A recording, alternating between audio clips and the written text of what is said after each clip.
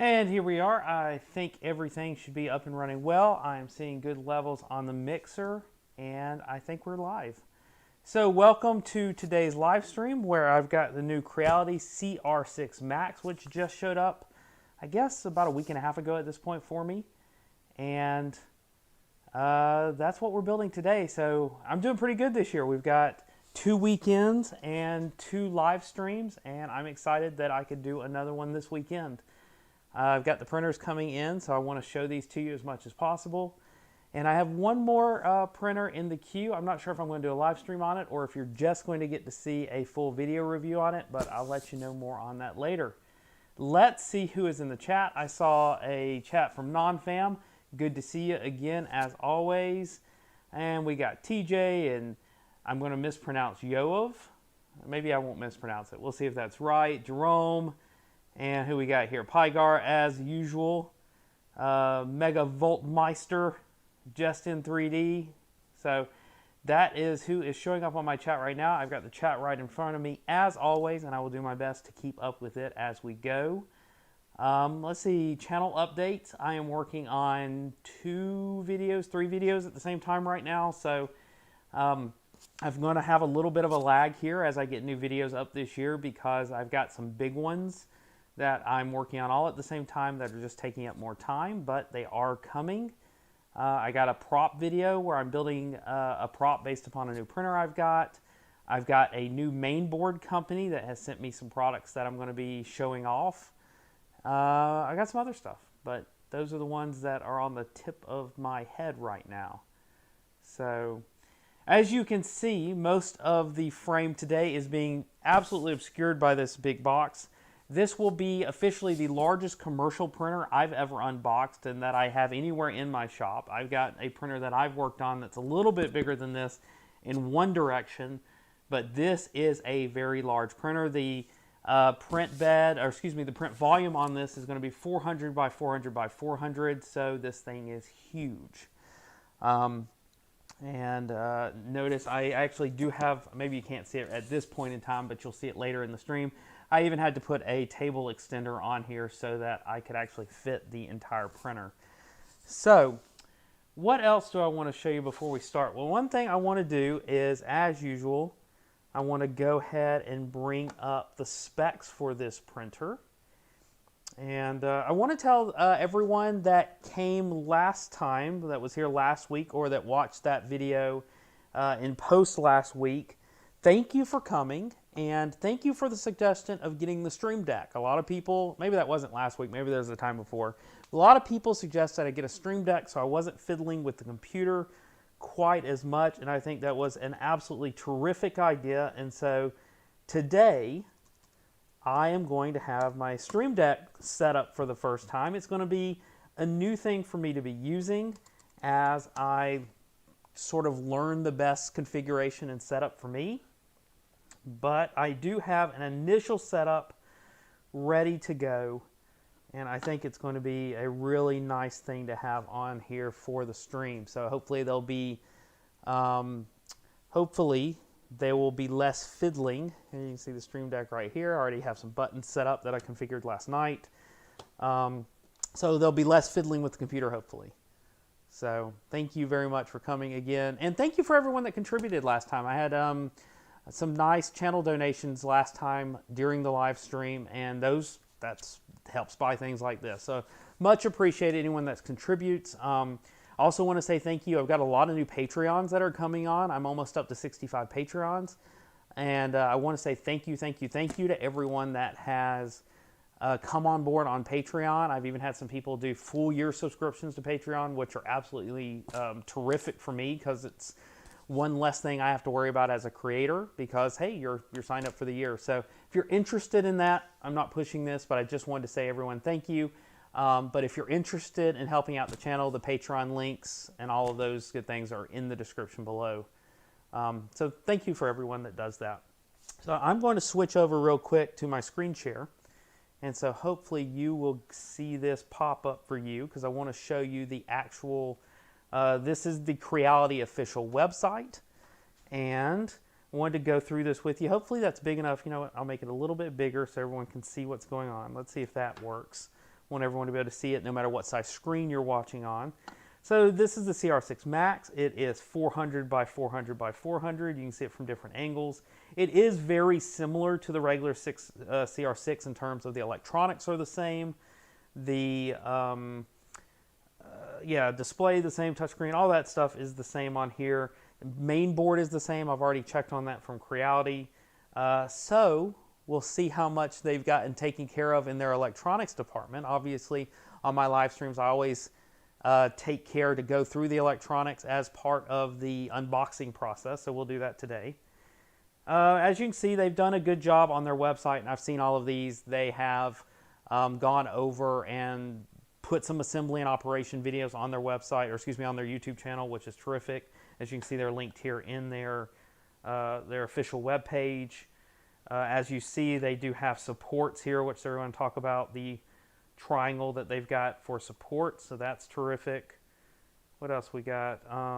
Automatic leveling, just like we have on the other CR-6, which I really appreciated on the larger printer here, because obviously auto bed leveling on a 400 by 400 bed is really important, because the chances of a 400 by 400 bed is going to be slim for that to be perfectly level. So as you can see, they're showing, taking apart the hot end here. This is, again, the same hot end that's on the regular CR-6. So if you've seen videos of that, it's very similar. Slightly new hot end design here. And they've got this nice board integrated into their hot end, which does their breakout.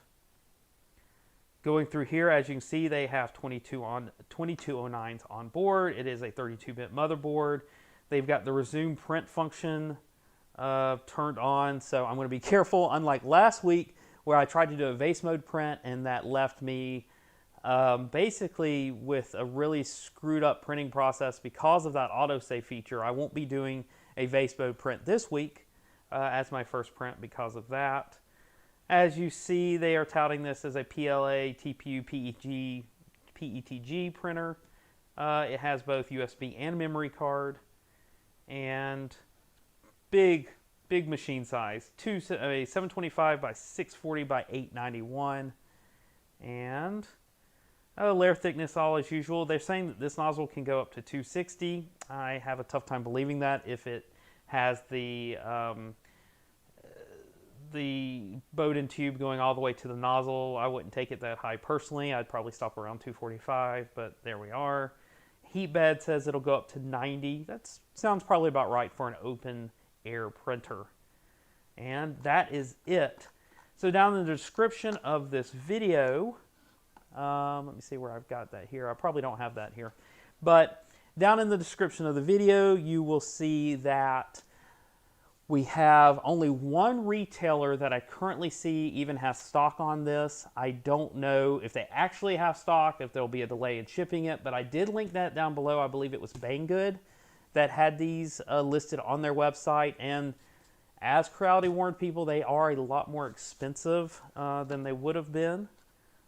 I'll bring that up here real quick and show you what that is, or at least have it up here to talk about. Where is my description, video description? Of course, it's going to take me a minute to find it. Where is it? There we are. So, yeah, here is the Banggood link. I will go ahead and bring that up here.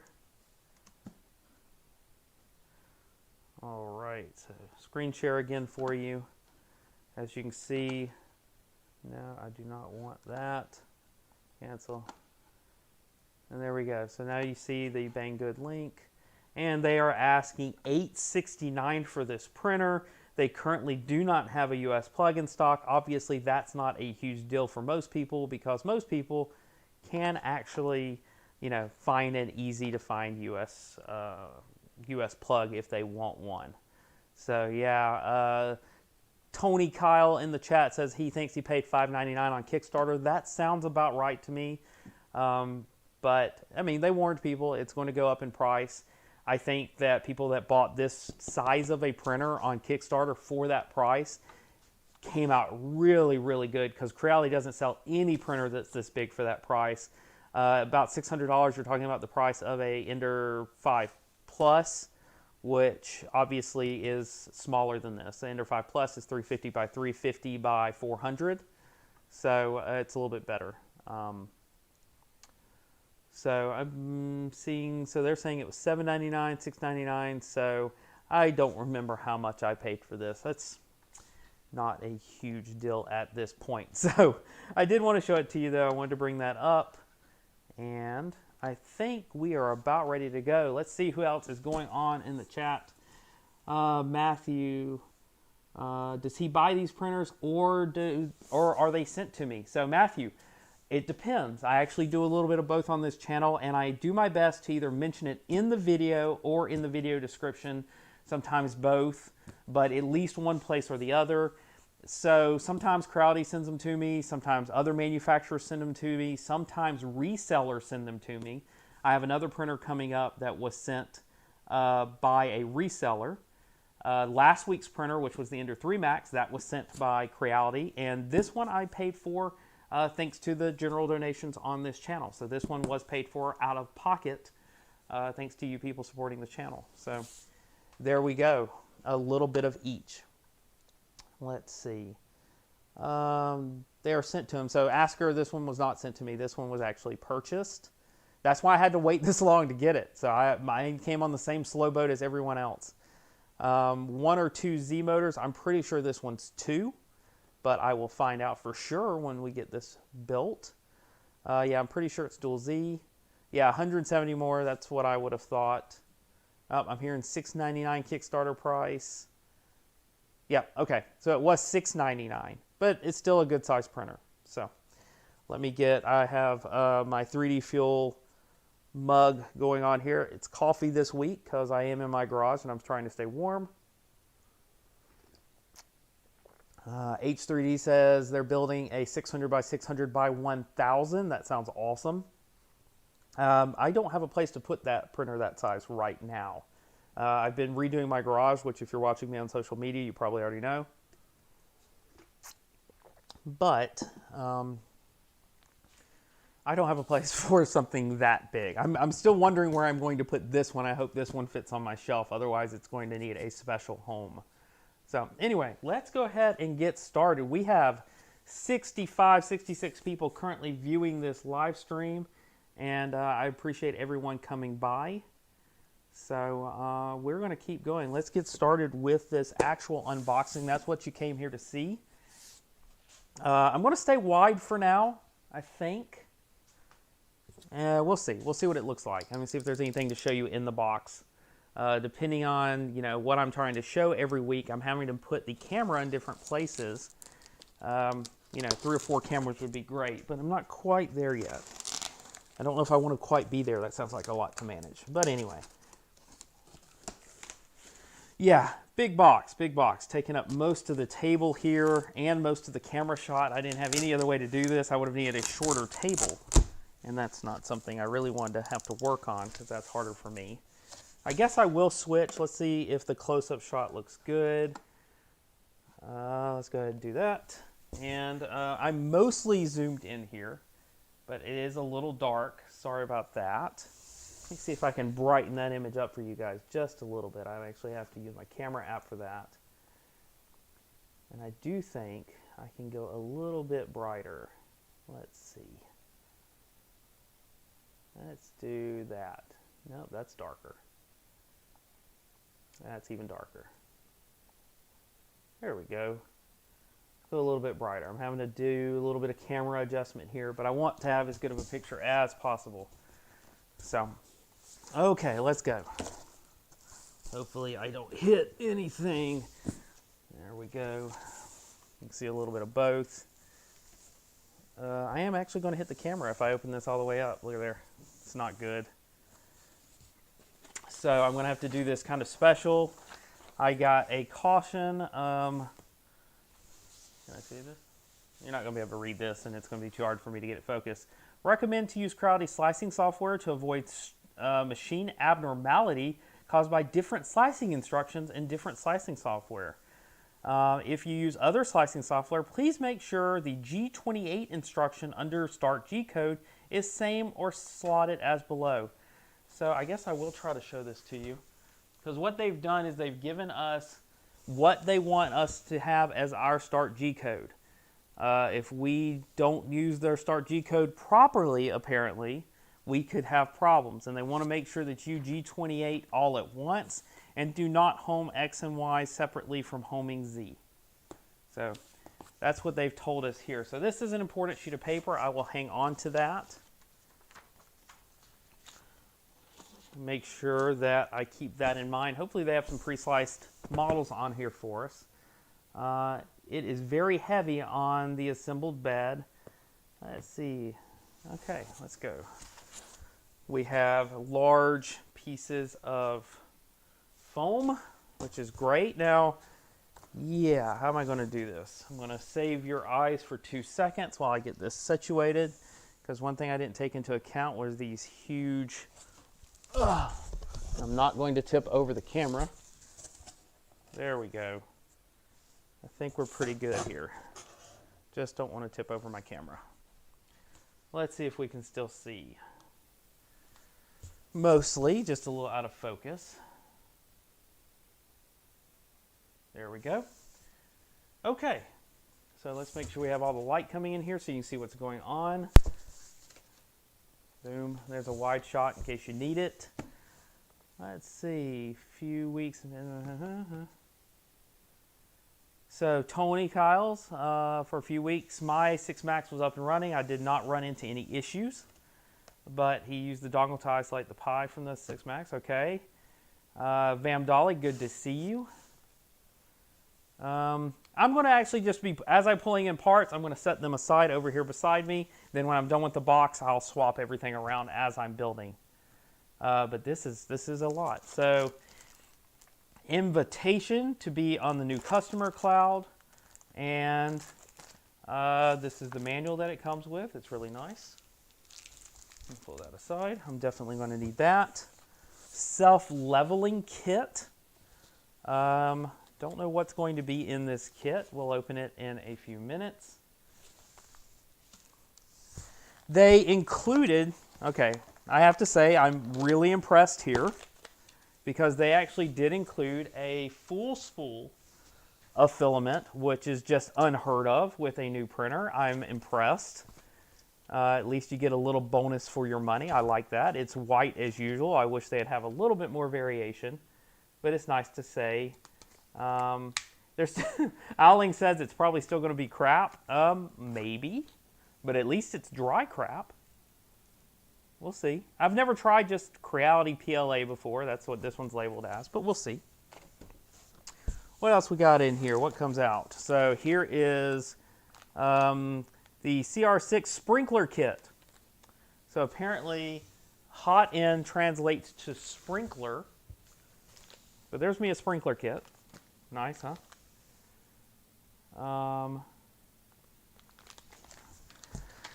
What else? What else? What else? We have our screws and everything that comes with it. Did I pay extra for that? What, the sprinkler kit? I don't think I paid extra for it. I did buy some extra stuff, but I don't remember if this was one of them or not. I don't remember what I bought extra. I'll have to go look at my Kickstarter to find out. But anyway, there you go. Those are my screws that came with it. Here we have the nice touchscreen display. I like it. I'm not hugely into touchscreens, but that looks nice. What do we got? I think they just threw some stuff in here. We got the high-end nozzle kit. Maybe this is some stuff I paid for extra. I don't know. So that's nice. And high-end nozzle kit. What comes in here? Let's see. I'm going to adjust the focus a little bit. There we go. So this is my high-end nozzle kit. What comes in it? Okay, so someone didn't get this. These may have been things I ordered extra. Being that I do the channel, I buy more than I need sometimes because extras are invaluable.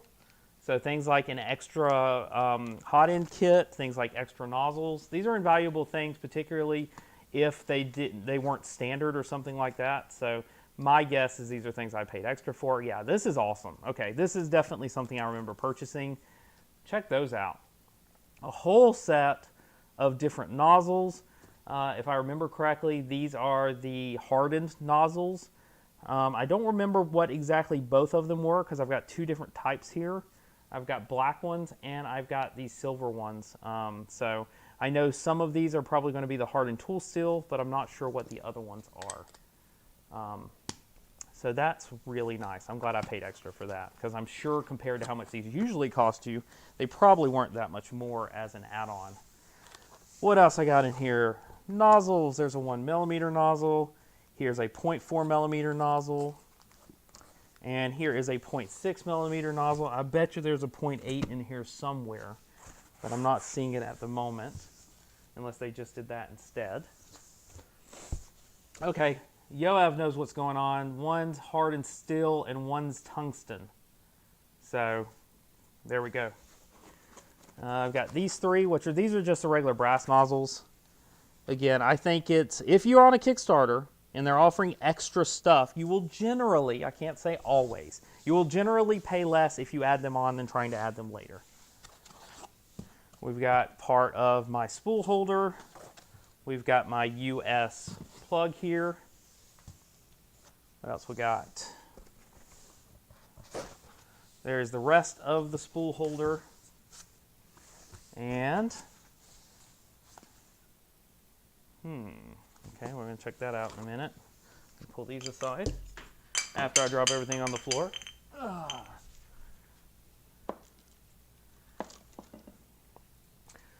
We are about up to 100 viewers. So welcome everyone that's coming in. Yeah, tungsten's no joke. I'm looking forward to trying those. But again, hey, we're about to hit 100 viewers. Thanks for everyone that's joining a few minutes late, but you know what? We haven't even gotten to construction yet, so you're getting here just in time. Smash the like button if you haven't already. Thank you so much. We're only up to 34 likes with 101 viewers. So I appreciate everyone that says that because I do believe YouTube cares, and they get more people in here for it. So we have the XE Access Kit. I don't actually know what this one is either. Is this an add-on or is this part of it? I am not sure. There's a lot of parts in there. So we'll do that later. Oh, we're up to 46 likes. Thank you very much, everyone that's in the chat paying attention and hitting that like button. Obviously, if you're somewhere you can't hit the like button, you're driving, you're watching this in your living room, and there's no like button on your TV screen, I understand.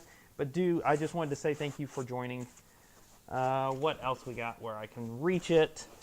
Otherwise, this is about to come off. I think I can get these out of here. Now, I know you can't see this. These are the diagonal poles, which are for keeping the whole thing rigid, because this is a very tall printer. There we go. Vam Dolly saying thank you for the help in the comments. Hey, if you guys are ever in my comment section, you know I do my very best to get to as many as I find or as many as possible. As the channel grows, it's taking up more and more time, but I still do my absolute best to get to them eventually. What about a filament giveaway? I don't know about this week. I'm still getting out last week's filament. And man, shipping right now, God, shipping has really gone up. I don't mind doing it, obviously, but I'm not set up for this week. Maybe I need to get a sponsor for these, and then that'll be a lot easier on me. So let your favorite filament company know, or your favorite company know, hey, Chris is doing live streams on Kersey Fabrications, and he needs some sponsors. There we go. That's it for the top part. No additional, if you're looking at the small window, no additional stuff in that. So I can throw that one off to the side. And now we're to the good stuff. Let me make sure I've got a decent view here. I wish I had a better light. I think I need to light this area better from now on. Give me 2 seconds. I'm actually going to walk around here and do just that. I'm actually going to move one of my lights around. You can still hear me talking, but I'm going to make sure that there is plenty of light in here. I want to make sure you're seeing what I'm doing. Let's see if that helps. I don't see the chat until I get back around. Let's see if that was better. Hey, that is better. I like that. So, anyway, just let them know. Be nice about it. Be kind. Let them know, hey, we're watching these live streams, and I am more than happy to check out different filament companies, try out their stuff in the live stream, use them as my example filament, and then give away a roll or two for all the people watching.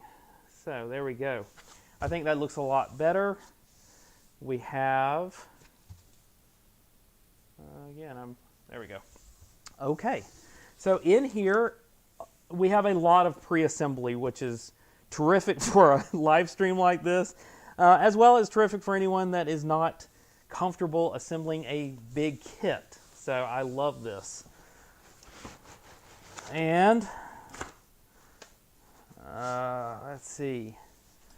Oh, look at that. I don't know why it's... Let's do that. Okay. So as you can see, I think I'm about to... There's not much to see in the box. So let me go back to my wide shot here, and we can talk about it from that angle. So, gigantic uppers here for a regular bed slinger of a printer. But everything is pre-assembled. I'm really liking what I'm seeing. People that were asking, does it have dual Z screws?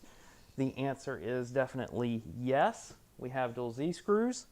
The hot end is all assembled well. It has a very different looking nozzle on here that is different than the ones they included with the rest of the kit, which I find interesting. So they're, no. The brass ones are designed like this. I don't know if the high-end ones were designed like this. But I don't want to just talk about it. I actually want to show you what I'm talking about. So let's go back to the close-up shot for 1 second and see if I can get this in here. I don't know if I can because of the way the printer is currently set up. I may have to show this later, apparently. Okay, so do what I can. Can't show it to you right now. But they do have a slightly one. Check all the screws when putting together, especially on the bed. All of mine were a 1/2 to 1/2 too loose. Thank you very much. I will do that. There we go. So this is looking really good. I like the way that this is assembled. I like the fact that they have belt tensioners already as part of the printer. You don't need to add it on. The flat extrusions, the flat custom extrusions are really nice. And there is a filament runout sensor. Yep, there's a filament runout sensor. Anyway, it just looks, I'm really happy overall. It looks good. So let me move this out of the way. Put it someplace secure that it's not going to fall over on me. And I think, yeah, this is going to be a pretty easy build, I think. So let me pull out a little bit more foam. They did wrap this very well, considering this came on a slow boat from China. Really slow boat. This thing's been in shipping a long time. But it's looking really good. And this is looking good. I like it. But it's heavy. It's a combination of heavy and really wedged in here. So I have to work out both. And it's still big. So what I'm going to do, let me go and take this off and out. I think that's it for the box. I'm going to make sure. But let me go and get this on the floor. Then I'll move the box, and then we will take a look at it on the close-up camera. Luckily, I have nice padding here on my floor, so I'm not going to damage anything by propping it up a little bit down here. Yeah, I think I'm good. Okay, so if anyone has one of these, you can let me know if I'm missing anything, but there doesn't seem to be any hidden compartments. If there is something missing, I obviously can come back to it later, but I think we're good. Apparently, if I want to review printers this size, I need a much bigger area. This is going to be fun. Yeah, that was not quite as graceful as I wanted it to be. I think I broke something. Let's go. Okay. And here we are. I think I'm going to fix this. Make me feel better. I'm going to break something else if I'm not careful. There we go. Okay, I think we're good. Ha ha ha. That was good. Okay. Okay, we're good. What's going on in the chat? We got 125 people watching. Thank you all for joining us. Tweezers to help feed the filament from the runout sensor. Yeah, I've heard about that. Heck of a weight to accelerate around. Yeah. Strong back. Yeah, it's a big one. Don't forget the drawer. I will not. Thank you very much. Probably the floor padding. Yeah, what was interesting is I threw it on the foam and it bounced because that foam has a lot of bounce to it and it did a good job. Let's see. Okay, so getting right back into it, seeing how we're doing on time. We're doing actually really good on time for this stream. So one thing I can see off the bat, let me go ahead and switch to the close-up and then see if we have enough light here to actually really get in on what I want to show you. I think I do. Let's see. I have more range of motion here than I've had before with this new camera setup, but it does take me a minute to actually get it where I want it. Okay. So as you can see on the back, one thing I'm immediately noticing, because it's such a problem on so many printers, is how really durable and nice their bed cable is right here. This is a giant bed, and it's going to be moving a lot. Their strain relief on here is just excellent. It is a honking cable. One thing I like about it is you can tell that this is a cable that can handle the current that's going to be going to this bed, which is just excellent. And I think they've done a really good job.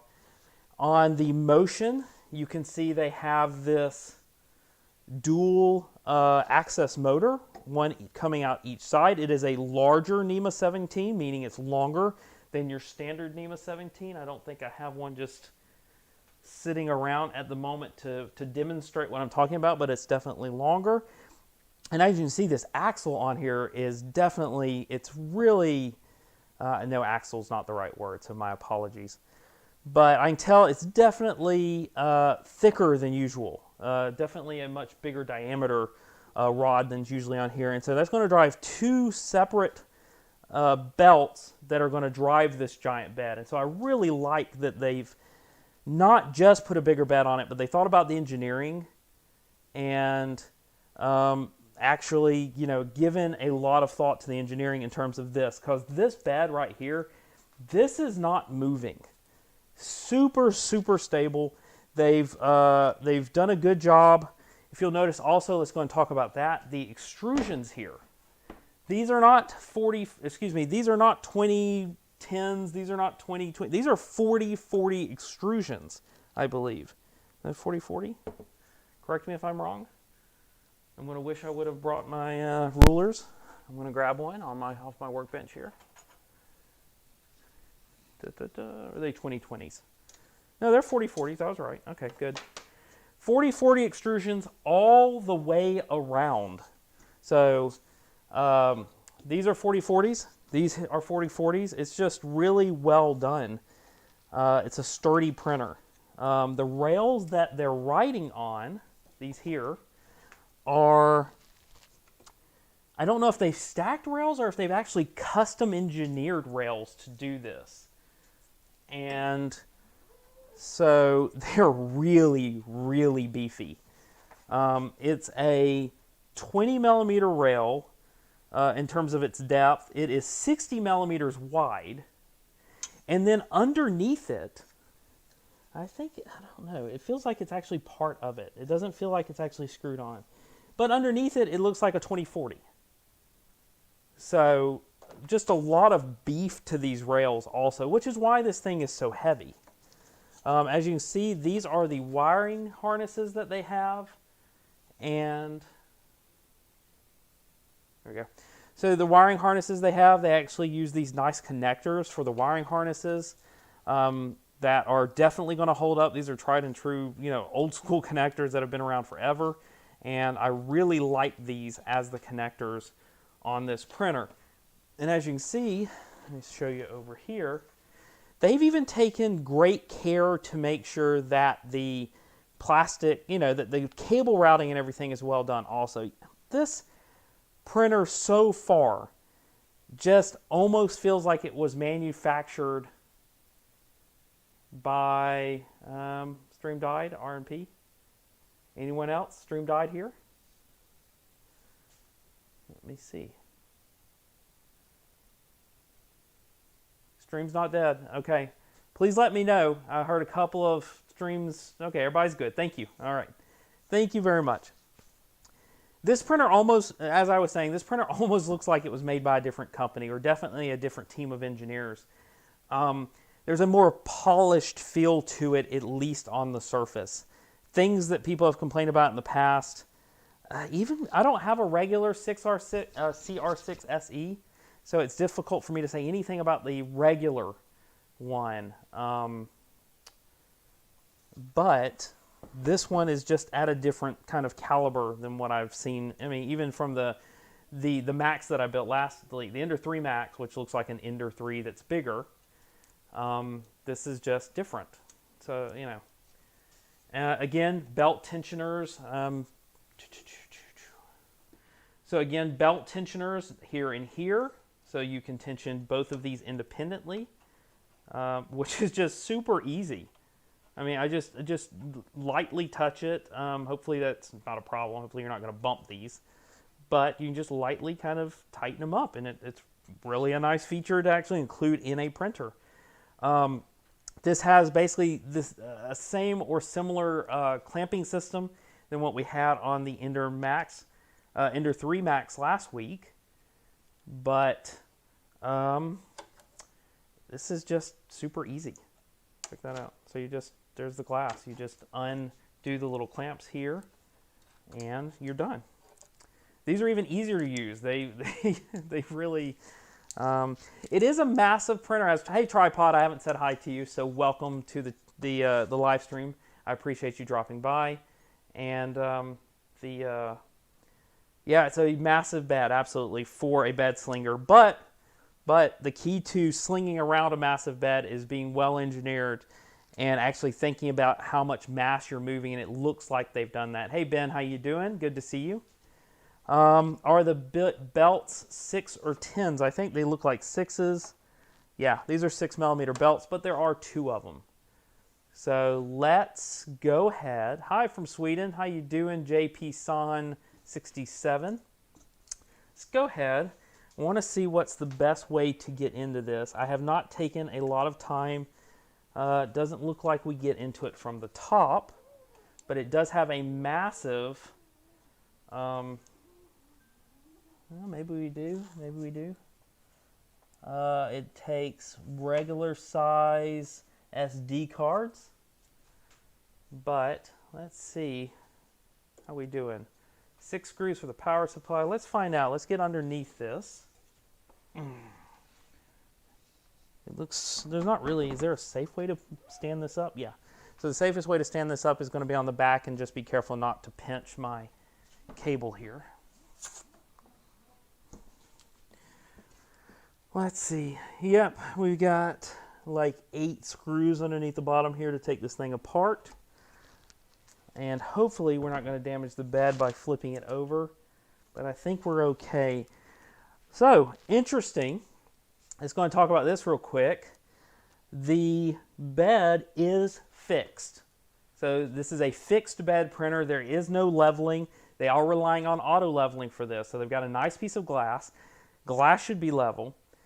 And no wheels. Nothing to adjust underneath the bed. So they're completely relying on auto bed leveling. I have mixed emotions about that. I know a lot of people run it like this.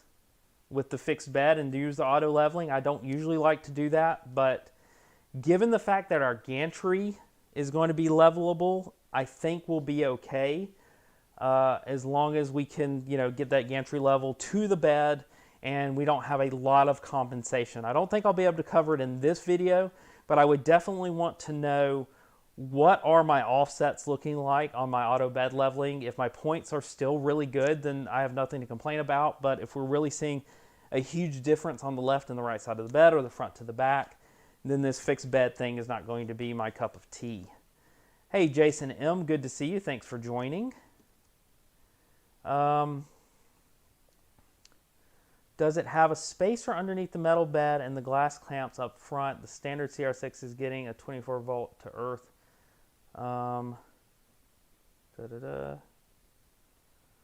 says I cannot use standard firmware. Read up on that. I will. I'll make sure I check up on that. But I know a couple of people that may know a thing or two about Marlin. So we'll see. I don't want to break anything while turning this over. I'm going to be very careful. By the way, as I saw on their last printer, on that Ender 3 Max, they are using authentic Gates belts on this printer as well. So high quality belts on this, which I'm really happy about. People keep asking, is it AC on the bed? I don't know yet. I haven't actually taken this apart yet. So let me go ahead and do that. I did go ahead and pull my tools out because I figured I would need them. So nice shot of the wheels. Yep, you see here I've got the wheels, and I'll check this again when I get it flipped over, but they do seem to be tensioned correctly. Let's go and take a look.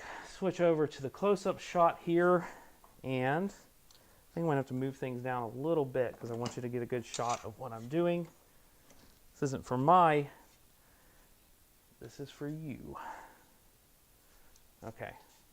It's a little dark, but I don't want to spend a lot of time trying to sort that out. So let me see real quick.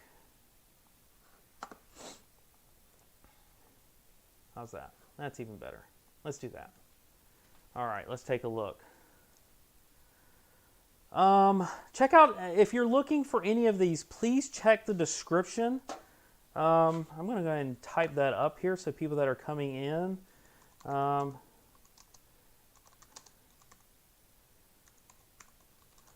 check the description. Hey, MT iBomb. Hello, how you doing from Sweden? So the description for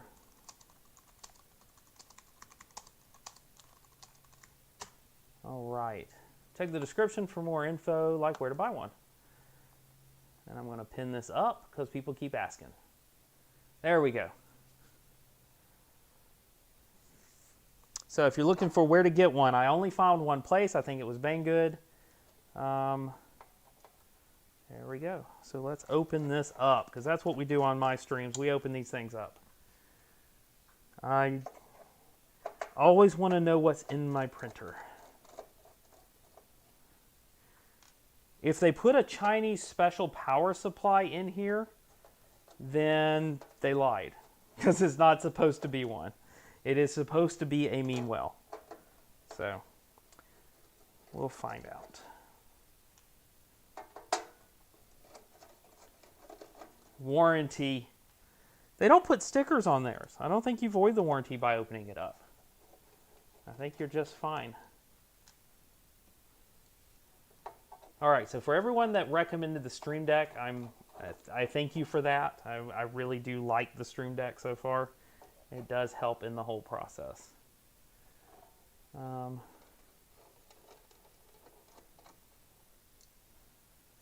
So,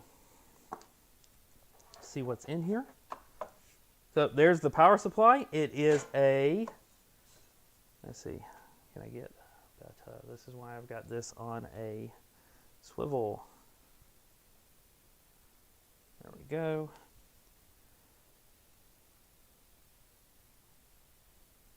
I hurt all your eyes. There we go. So as you can see, it is a Meanwell. It is an RSP 524. So this is a 24 watt, 500 watt, 24 volt power supply. This should be the same one that they have. Well, I don't want to say that, but this is a 500 watt, and it is Meanwell. They have done a nice job crimping the connectors here and here. And if I'm not mistaken, this is the power supply that is allowed in the EU properly. So I think they did a good job choosing this one. As you can see, the only thing I'm not loving is they actually didn't use the actual ground pin here. So they are, I guess, assuming that they're getting good connection to the power supply itself. I wish that they would have used that ground pin to do that. But we can find out if we are getting a good connection there. Let me grab, where is the closest multimeter I have? And I'm going to take a look for this. Yeah, I thought so. Never a multimeter too far away, so let's go ahead and do this. I'm going to ground everything out, let you know if everything was done correctly. Like I said, just because they didn't use that pin doesn't mean we don't have proper grounding. I trust Meanwell to ground to their chassis, and we're going to just make sure. You should hear this beep, I hope, as we go. Thank you, Wallaby, so much for the $10. I really appreciate that. Again, all these go to the channel. At least most of them. I do my very best to, right now, this channel is a growing entity, and I want to put as much back into it as I can. Hey, Andrew, how you doing? So let's check this out. Let's do a continuity check. I'm going to pull this up here. And, oh, I forget, these slide on, but I can still get under here. I'm going to touch to that ground, to the chassis. You hear that right there. We are good from the ground pin to the chassis. All right, so let's check one of just a random screw somewhere else in the chassis. Look at there. So let me, you see what I'm doing here. You've seen I have grounded it to the power supply chassis. Let's go ahead to my wide shot again. I'm going to try a random, just open metal piece anywhere on the base. And you see we still have a good ground here. So, Kersey, should I relay on you doing grounding check, or should I do a check myself on mine? Well, trust but verify might be the best thing I can tell you. I have a tough time saying that mine is representative of all units. I believe that if I test mine, that it should represent what you got, because this is a production unit. I ordered mine through the same channels as everyone else. But if you are not sure, if you're not comfortable with it, by all means, do it yourself. So again, this is really good. It is going all the way to my chassis. Let me see if is it attached to my bed. And it goes all the way to the bed. So you hear that? It's going all the way to the bed. So it looks like everything in the bottom here is grounded properly. So kudos to Creality for doing it right. Good power supply, nice grounding, everything good. Interesting because, go back, because they've got the fan in the back of the power supply.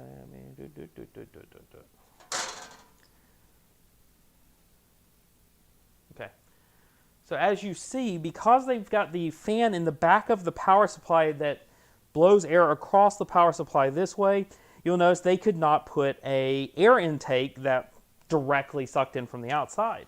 So what they've done is they actually put a nice screened intake, no fingers, no larger pieces will get sucked in here, and that goes right here behind the supply, as you see right here, which I absolutely think is a terrific solution to airflow. They did a good job.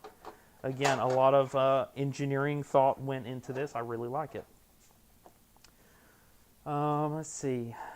Ground the Meanwell case. Yep. Ground to the Meanwell. Actually, ground to the ground pin. I was not grounding to the case in that case. I was actually on the ground pin where you would normally hook up to the wall. That's what I'm not seeing here. Why did they not ground this to the wall? I think I may have missed that, guys.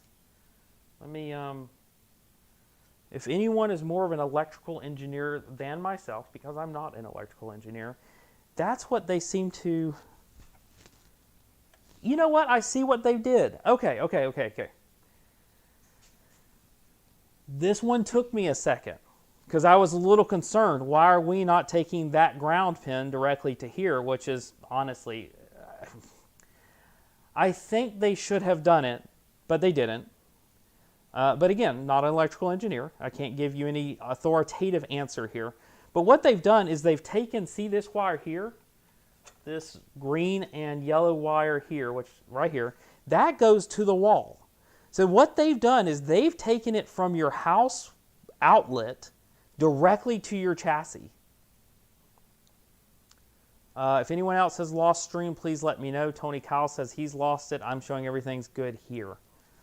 Anyway, so they've actually taken the ground from the wall directly to the chassis and then connect that back to the power supply through the chassis. I would have loved to have seen 2 wires here, but I don't think I can complain.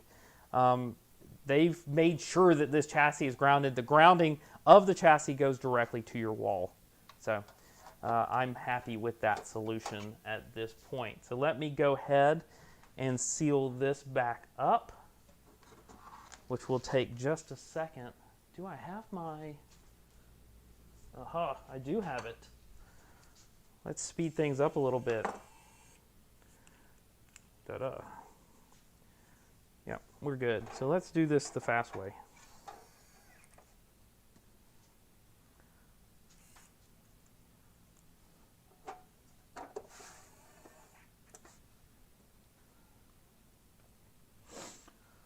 Thank you, Pygar. Thanks for chiming in there. So AF says that's how it's supposed to be connected. So I'm going to go with that as well. I think they did a good job. Looks safe. I'm not at all concerned that I'm going to get electrocuted by this chassis because this chassis is going straight to the wall. So as long as your home is wired properly, you should be good to go. Again, hey guys, we're almost up to 150 viewers. I've always noticed that as I go, I don't know if it's because it takes time to ramp up or because people like joining later. Do I need to push these streams later in the day? If I pushed them to, what time is it? If I pushed them to 3:30, would that be better for everyone? Please let me know because, you know, I'm doing here in the afternoon because I think that this is the best time for most people. I get West Coast US, I get Europe. I try to cover as much of the world that's going to be watching these videos as possible. So please let me know if this is a good time, if there's a better time that can run. So everyone's saying good. Everything, let's see, other streams going on now. I didn't know that there were other streams going on, so I must have missed other people. So now this box here, let me go ahead and switch to that and then get you on the proper...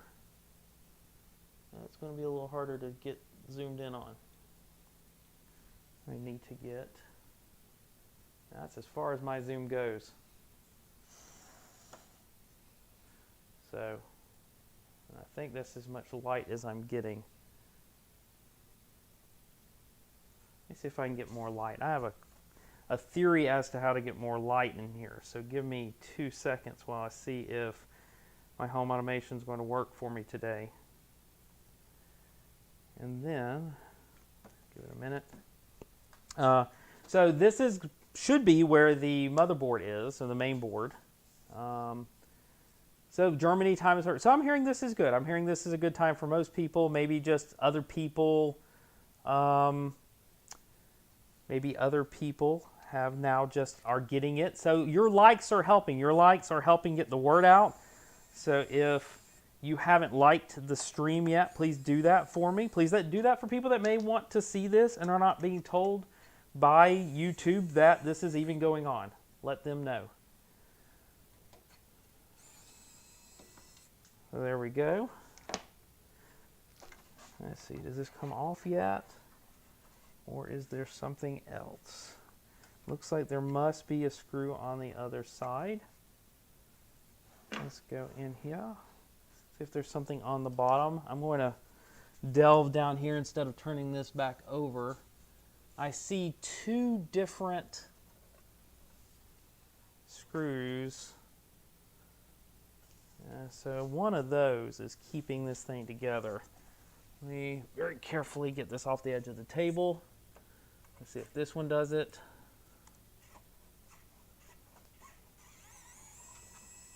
I think that one was probably it. Let's find out. Is that the only one that I was missing? Yep, that was it. So let me scoot back where you can see what I'm doing. And there's the garage lights on, so I think that should help out. That looks better from here. But I'm not going to be able to get super close without turning this around. So there we go. I hate not giving you guys a good shot, because that's the point of the stream. So I'm going to do my due diligence and flip you around here. And then you'll get to see way more of what's going on. There we go. That's what you deserve. Oh, beautiful. Okay, I like that better. Okay, so here we are. Oh man, look at that massive fan. So what are we at? This is a 60 millimeter fan? Let's see. We've got a 60 millimeter fan. I have to bring it down here for you to see it. So yeah, there's a 60 millimeter fan that is going directly to one of the pins on the main board. As you can see, it is a full-size SD card slot. We have 4 2209s on this board. I'm going to just remove some of these spares here. We've got, it looks like definitely a special wiring harness on here, because these should be our motors. And so what I'm guessing they've done here is we probably have, what did they do? So the Ys, it's got a really big connector here on the Ys. Then we have label, this is labeled Y. This is labeled Z1 and Z2. And we've got, this is all Titan here. And we do have a fuse on board, which you can see right there. There's the fuse. Well, maybe you can't see. It's kind of dark over in this area. But there is a 30 watt fuse. Is that right? 30 amp fuse, excuse me. 30 amp fuse. And it looks pretty good. I'm impressed that this regulator on here is going to be enough to handle a bed that size, because that bed's going to be pulling locks. Yeah, hey, for people wondering, tripod's absolutely correct that this is the same exact board that is in the SE. And let's take a look. I know people want to see this, and I want to see this. I want to see, did they tin those connectors? And what did I put it after I moved it? Oh, there it is. Okay, let me grab a screwdriver that looks like it will fit. Try that one. The bed is driven by a separate MOSFET. Is it this MOSFET on the board, or is it a separate one? Ender 5 Plus bed pulls 18 amps. Yeah, it's a big one. I'm hoping that there's another one, but I don't know where they would be housing a separate MOSFET unless it's underneath. Let's see if they tinned them. Everyone wants to know. I'll pull one. One should tell us the answer. I don't want to take apart everything. Did they tin them? Yeah, as someone said, of course they tinned them. They're Creality. So, you know what you're going to do. You know what you're going to do. I'm going to come back in here later, and I'm going to add some ferrules so that we don't have this problem. But I don't know why they tin them. Apparently in China, you tin your cable ends. You know, As Mega Voltmeister is saying, it's not the end of the world. And you know what? I'm guessing they're right. It's probably not the end of the world. I do want to make sure I get this back in here properly. So, not going to be anyone's fault if... Okay. Yeah, I mean, if we have any arcing or anything, it's going to be, you know, that's not great. Not the end of the world, surely.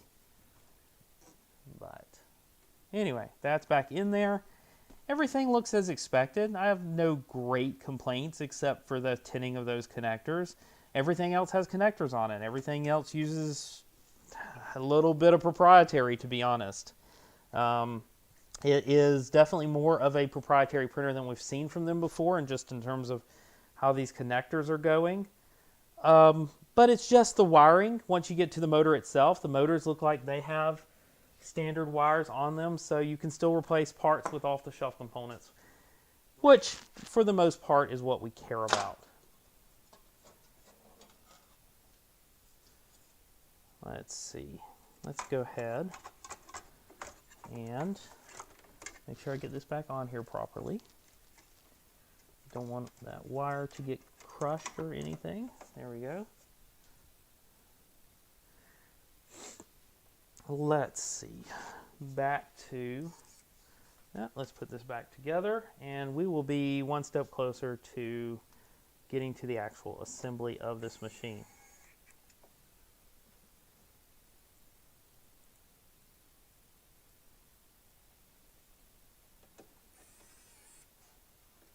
I don't want to totally clamp these down yet.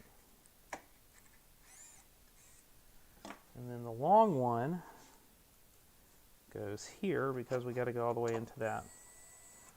Make sure I'm lined everything up here. And then I'll put that top one back on when I flip it back over.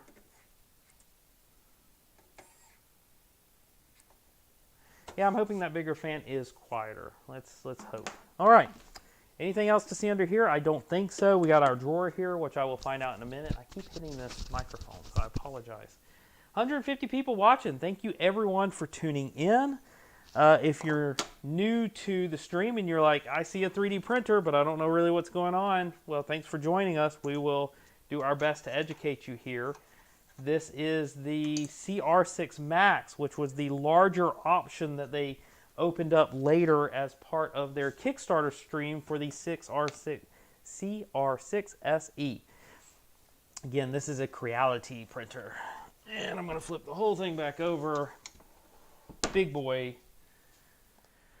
So now I'm going to take a sip of my coffee and look at your comments.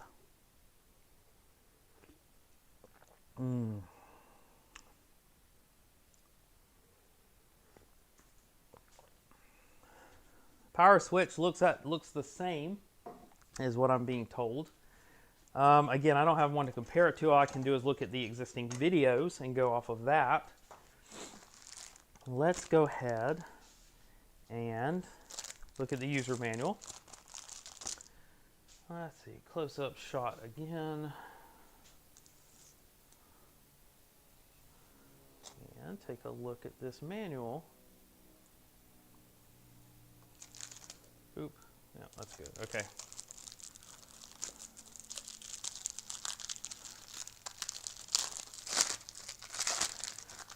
All right, usual stuff in the package here. Move the whole bed this way so I can work on it. As usual, they have a qualified certificate that comes with every Creality printer. Your little triangle. Not exactly sure if that's part of... Is that Chinese regulations here? Is that just a quality thing to make you feel good that they've looked over it? I'm not sure. Okay. What else we got here?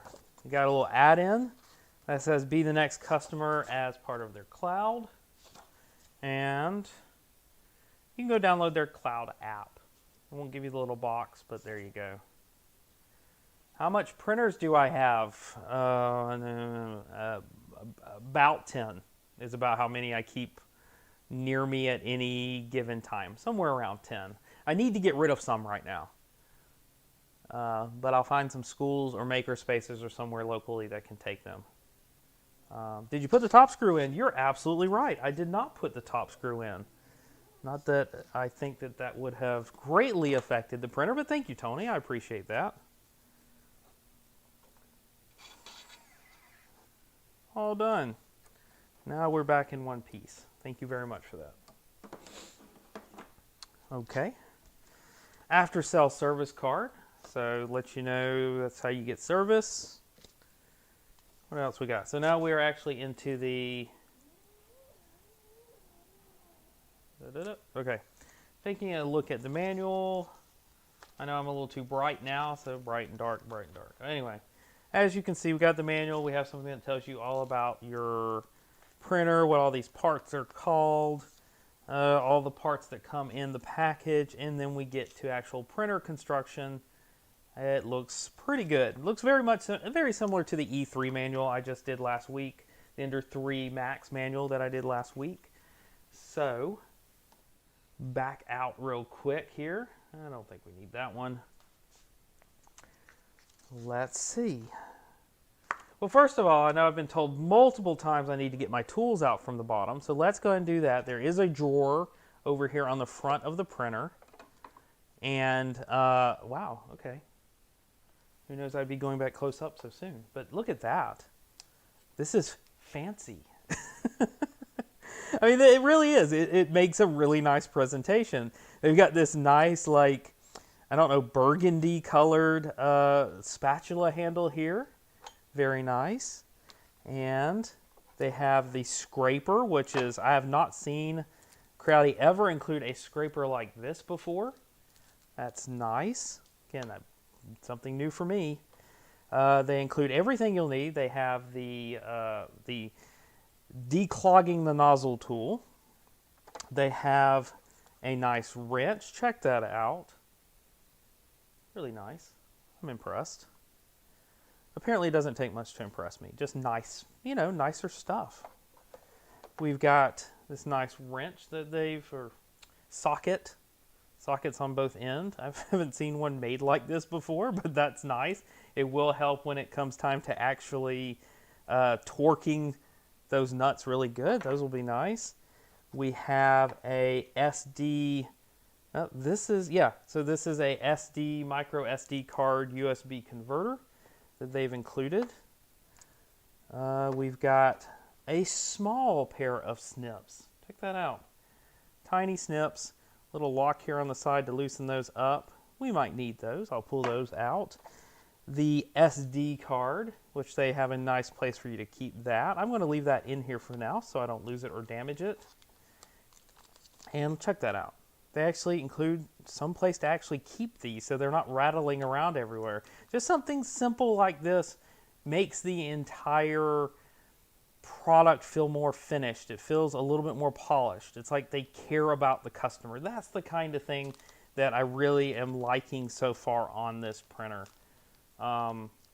Just it's a simple blue hex key holder, you know. I'm impressed.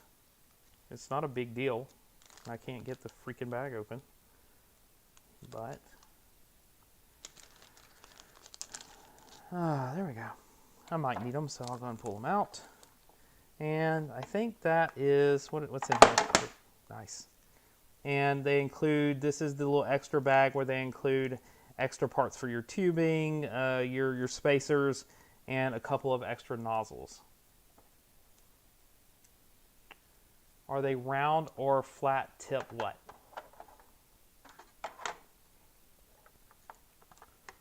Flat, okay.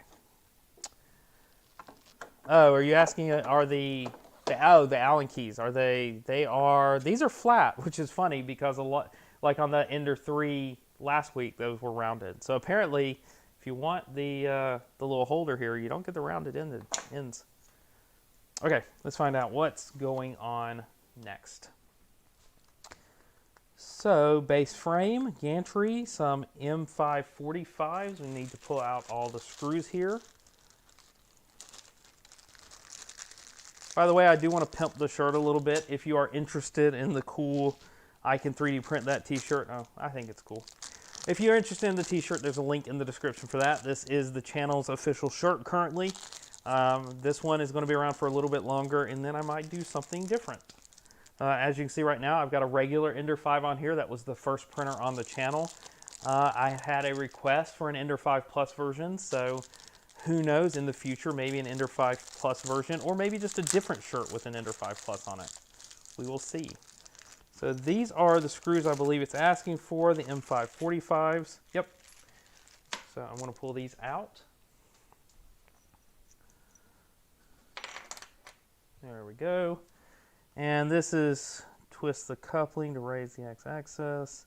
Don't need to do that. X-axis bottom profile. And 2 Z profiles installed on the inner step. Okay, okay. Did they do this? The problem is we're going to have to get up underneath it.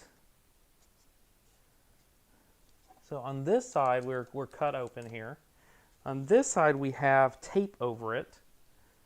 I'm really not going to be able to show you this easily. You know, nothing's easy, but I'm going to do it anyway. So as you can see, they've actually put a piece of tape over this one. So let's go and do that next. I think they're protecting something under here. At least I hope, because that's definitely where that's going to go. Let me check this out. Yep, definitely where it's going to go. So I think I have to pull this tape off. Isn't that right?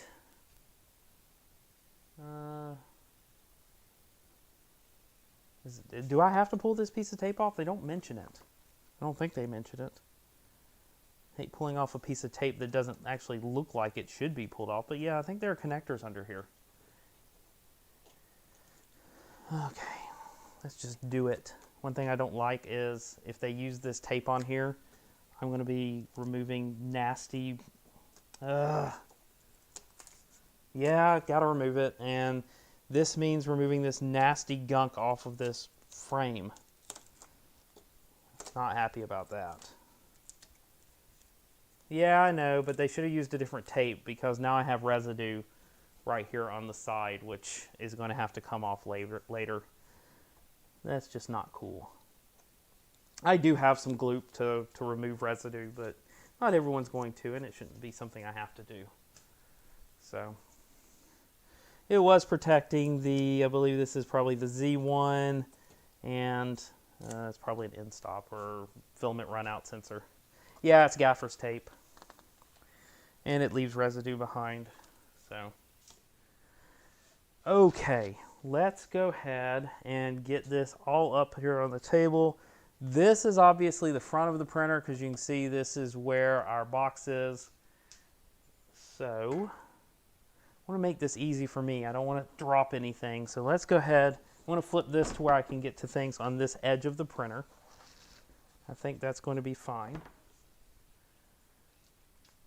As I said, that's the front. So it should go on here like this. And that jives with where these connectors are.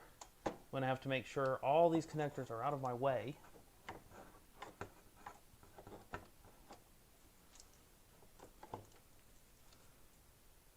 Okay.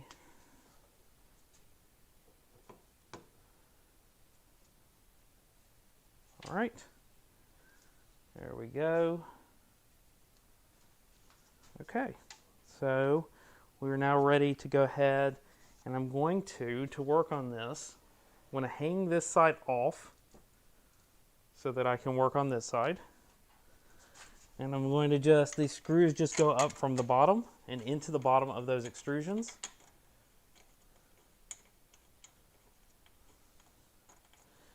And I have to find where that goes because I'm missing it so far.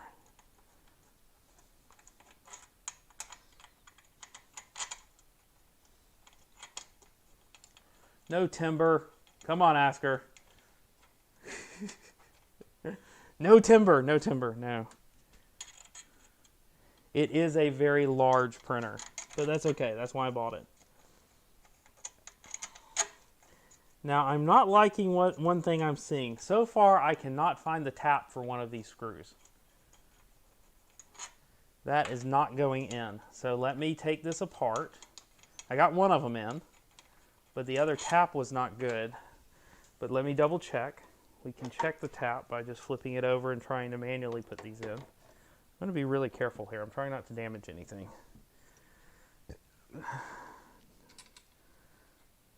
Okay. That tap is good. That tap is good. Oh! There is a piece of plastic in my way. So they've got these little pieces of plastic in here, and that was getting in the way of me actually being able to put that screw in. I don't know what the plastic is for. It doesn't appear to be covering anything. I don't know. I don't know what they're covering with these, but it's good to know. I'll leave it in here for now. It's not hurting anything as long as it's not blocking my way, but I don't really know what it's in there for. Everything's tapped though. False alarm. Just not in the right place. No, it's not covering wires. It's not covering anything. So.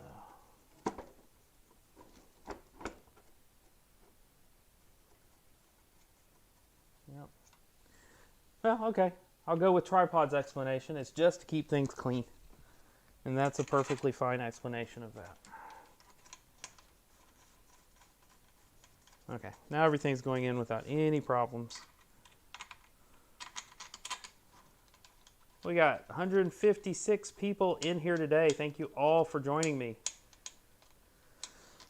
Nice to see you. It's always good to do this with a group. How I wanted to start off this new year with my fellow makers. And that's what we're doing. So thanks again. There we go. I'm going to grab my largest, is it the 0.4 hex key? Since I've got two on this side, I think I can go ahead and tighten it down without any problems. After all, it is routed out, so I don't really have to wait to do, the other side also. Being asked, would you go with the CR-10 S Pro V2 or an Ender 5 Plus? I have mixed feelings on that. I would say I would go with an Ender 5 Plus because I have two of them, and one of them I bought, one of them was a review unit, but I still bought a second one. The Ender 5 Plus is still not the easiest printer to use if you're not experienced. There are a lot of little things you can do wrong on it. So if you're not patient and you want kind of, I would say, a easier user experience, I would say go with the CR-10. That's my personal recommendation, but I haven't tried a CR-10. But I think long term, you will be happier with the 5 Plus. But I don't want to recommend something to you that might be out of your comfort level, or that is going to cause you a hard time. I get emails and messages daily, people that are having little issues with it, but anyway. But Ender 5 Plus still my favorite. If I need extra printers, I'm buying the Ender 5 Plus. I'll let you know what I think after I'm done with this guy.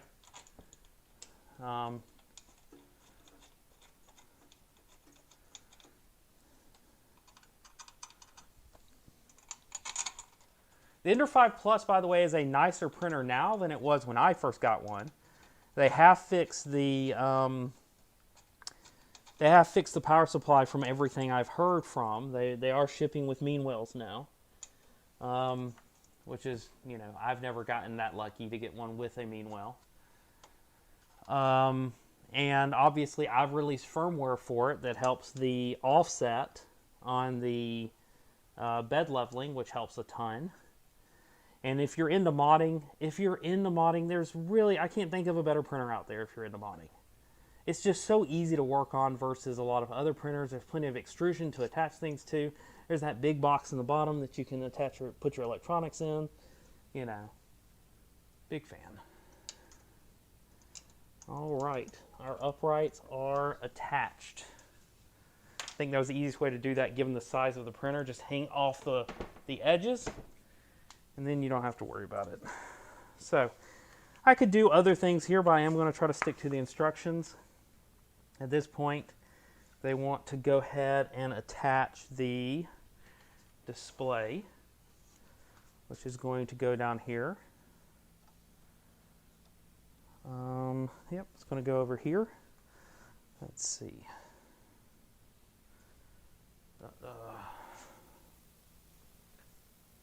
So that's where we're going to be attaching this display to. And we need the display itself. And we are going to need M5 tins, which they may have actually put these in the bag in order, which is kind of neat.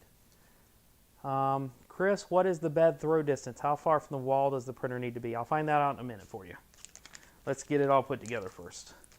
If I don't answer that, please ask me again though, because I'm not ignoring you. I just want to get this built, and then while it starts to print, we can answer all sorts of questions.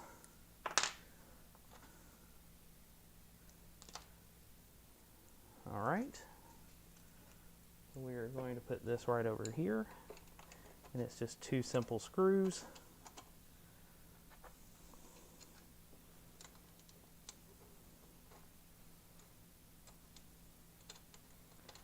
Someone's asking how much is this one? What did I say, guys? $869, $879, something in that range. Check out the link. Check the description for the link where to buy one. You can follow that through. I bought it at the Kickstarter price, but that Kickstarter price is no longer available.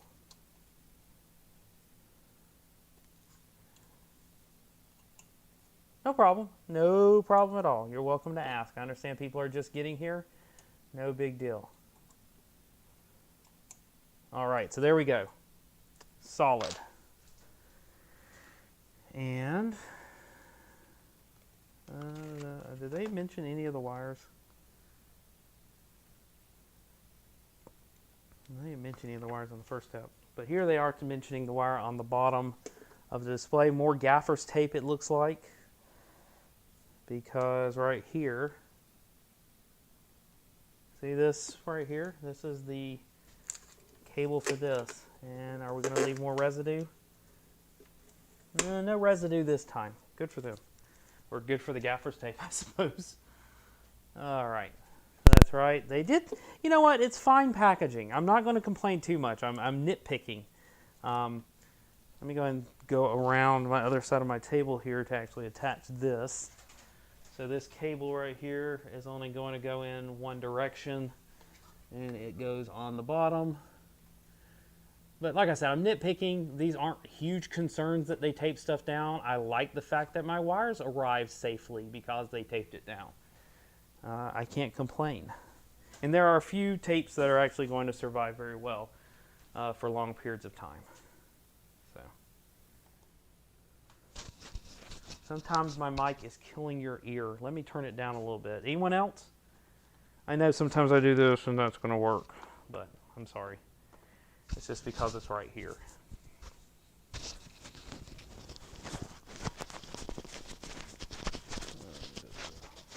Let me mute this.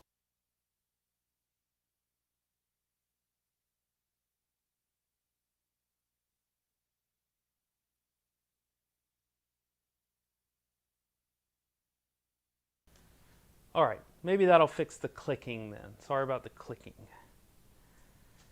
See if that helps. There are alternatives to this mic, but I always feel like that this has the better audio for a live stream to actually carry it around with me. All right, done there. We are going to go ahead and install the pull rods, which has a lot of screws involved.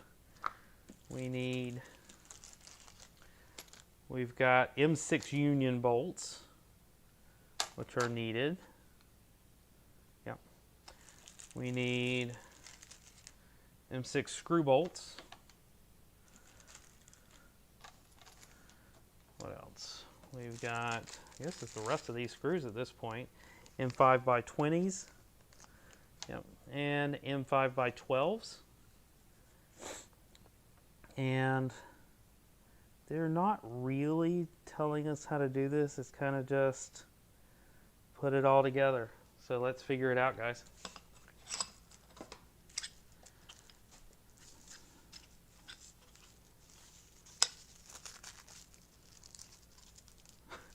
Thanks, Howling. I appreciate that. If my audio quality ever sucks, please let me know. You know I'm all in this for you guys. If this isn't a good experience for you, then I wouldn't be doing it. That's the point. So I got my rods here. And I'm going to take another sip of my drink because my voice is starting to hurt a little bit.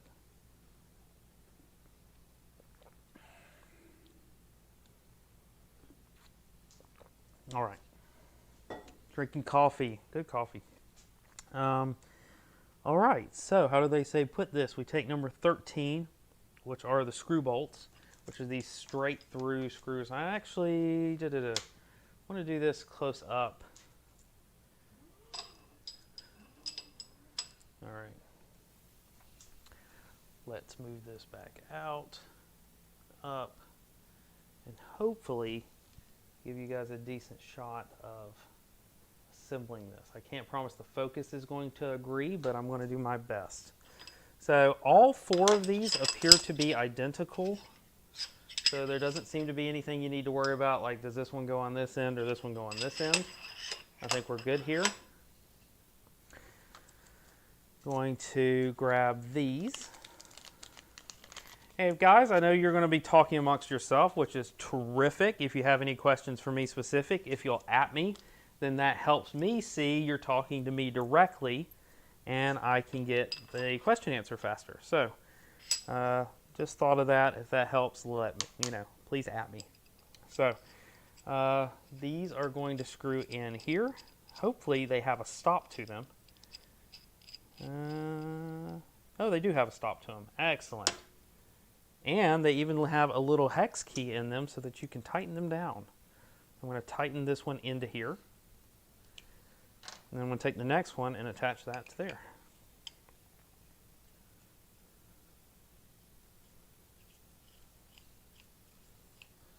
Let's see, which way is best for the camera? This way is best for the camera, but it's not as focused for the camera. There we go. Okay. All right. Now that's good. I'm going to take the next one, do the same thing. Oop.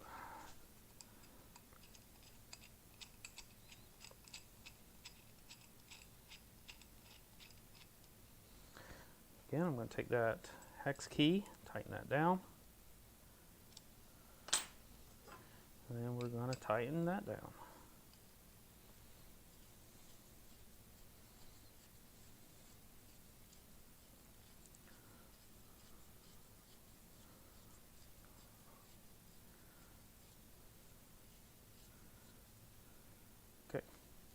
Both of those are built now. Next up, we want to go ahead and put these union bolts on the end.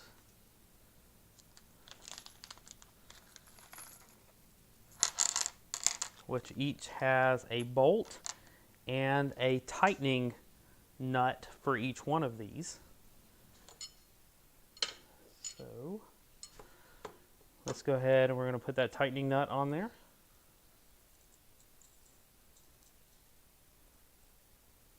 That's about as far as that goes. I don't know if it's, no. All right.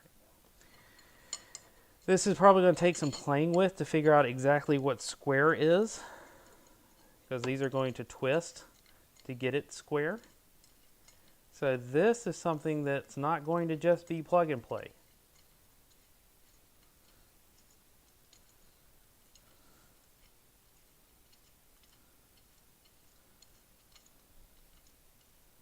I'm just going to get this a little bit tight in here, and then we're going to do the other end. But as I was saying, this is going to be getting out of square and doing my best to make sure that it's good and square. I don't have my carpenter square up here, but I do have a right-angled square of some sort next to me. I think I should upgrade to an auto bed leveling sensor for CR10s? What size CR10 do you have?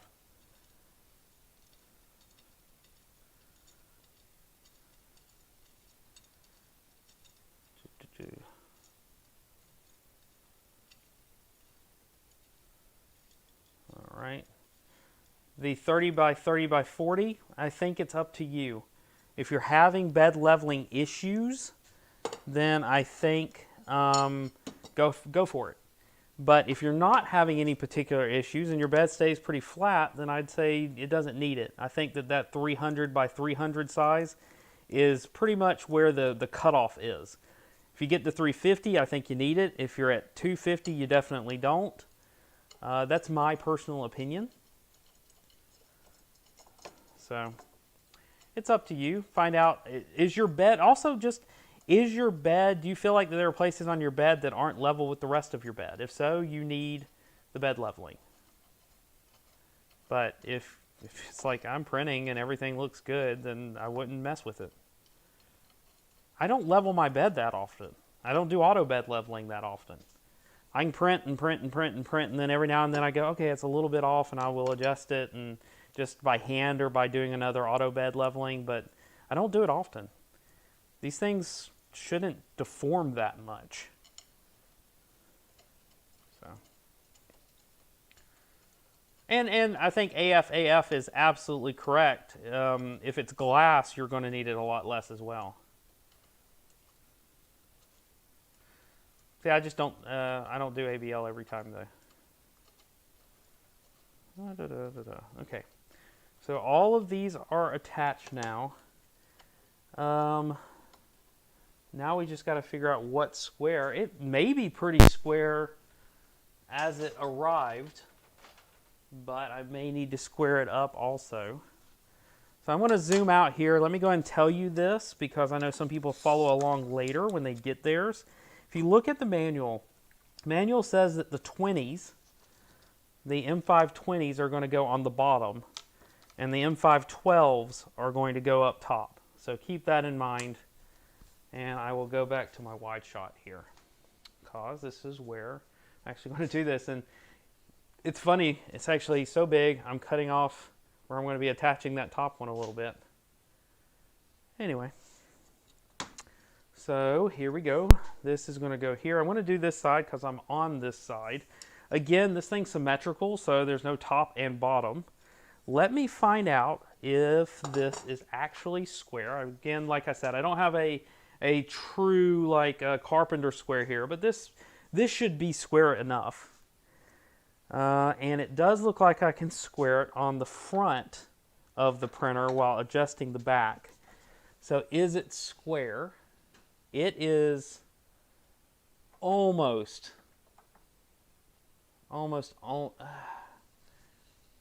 I mean, honestly, I'd call that square.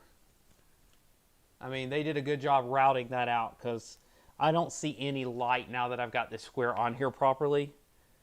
So I think it's square out of the box. So I'm going to do my best not to mess it up too much when actually attaching this. So where does the front one go? I know one attaches here. Where's the other one attached to? It says just to the side. But where on the side? Oh, there it is. Okay. It's actually, if you're looking at on the printer, there is a hole right here. And there's a hole on both sides right there. So, as I said, the M5x12s go on top. So I'm going to go ahead and kind of tack it into the top.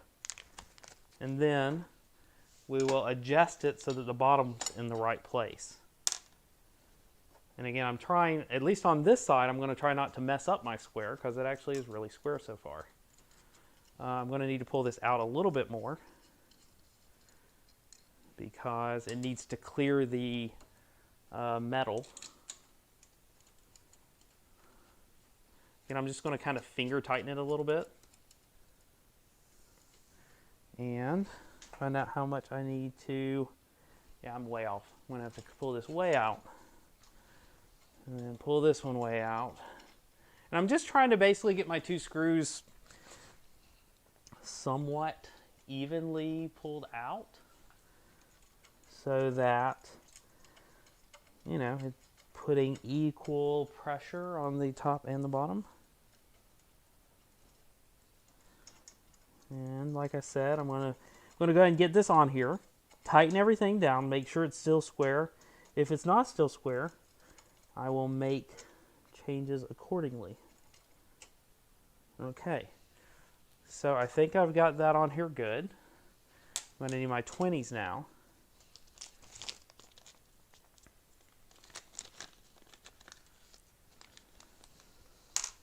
All right, I'm going to take my 20 in here. How's everybody doing? Everyone enjoying their weekend? Everyone back to work now? If everyone even had any time off, everyone back to work? Everyone doing well in this new year? Hopefully the coronavirus is not affecting you personally. I know it's recently affected me in more ways than one. But my immediate family is safe and sound, and I'm happy to say that. But UK's back on lockdown. I'm sorry to hear that. So again, I'm going to tighten these down. And now that those are tightened down, I'm actually going to check my square again. And the square again is...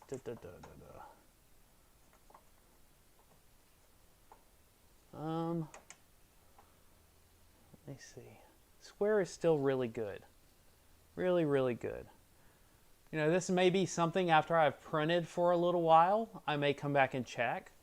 But I'm still really happy with that square. It looks good. I'm sorry to hear about those new lockdowns. Yeah, hopefully that's not affecting your livelihood too much. If it is, my condolences. So now what I'm doing, obviously on both ends of here, I have nuts that are here to keep everything from moving. So I'm going to tighten these nuts down against the rods to make sure that nothing moves. And I'm just doing this gently. I don't want to, I mean, you don't need to crank down on this. It's just there, again, to keep everything from moving. And I really like that. Really solid. One more check before I flip it around. And again, no light coming through here. I know, I may check it again later, but I'm happy with that for now.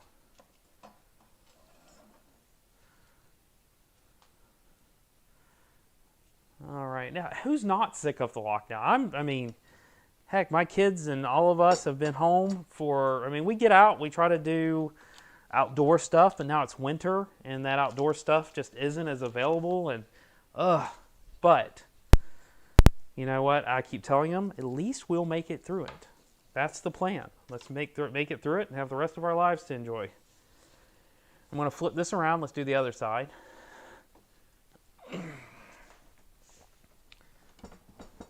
Sorry to hear that, tripod. I really, really am. I know a lot of people are hurting and struggling, and you know, no great solutions for both people needing to work and people needing to survive on, you know, from not getting COVID. I've had a lot of people in my family have had COVID now, I have to be honest. And recently we lost a family friend to COVID. So, and in the U.S., of course, you know. Okay, we're about to go into politics, and we're not doing that. Back to 3D printing. Hopefully everybody's had some time at home to enjoy their 3D printers, because no,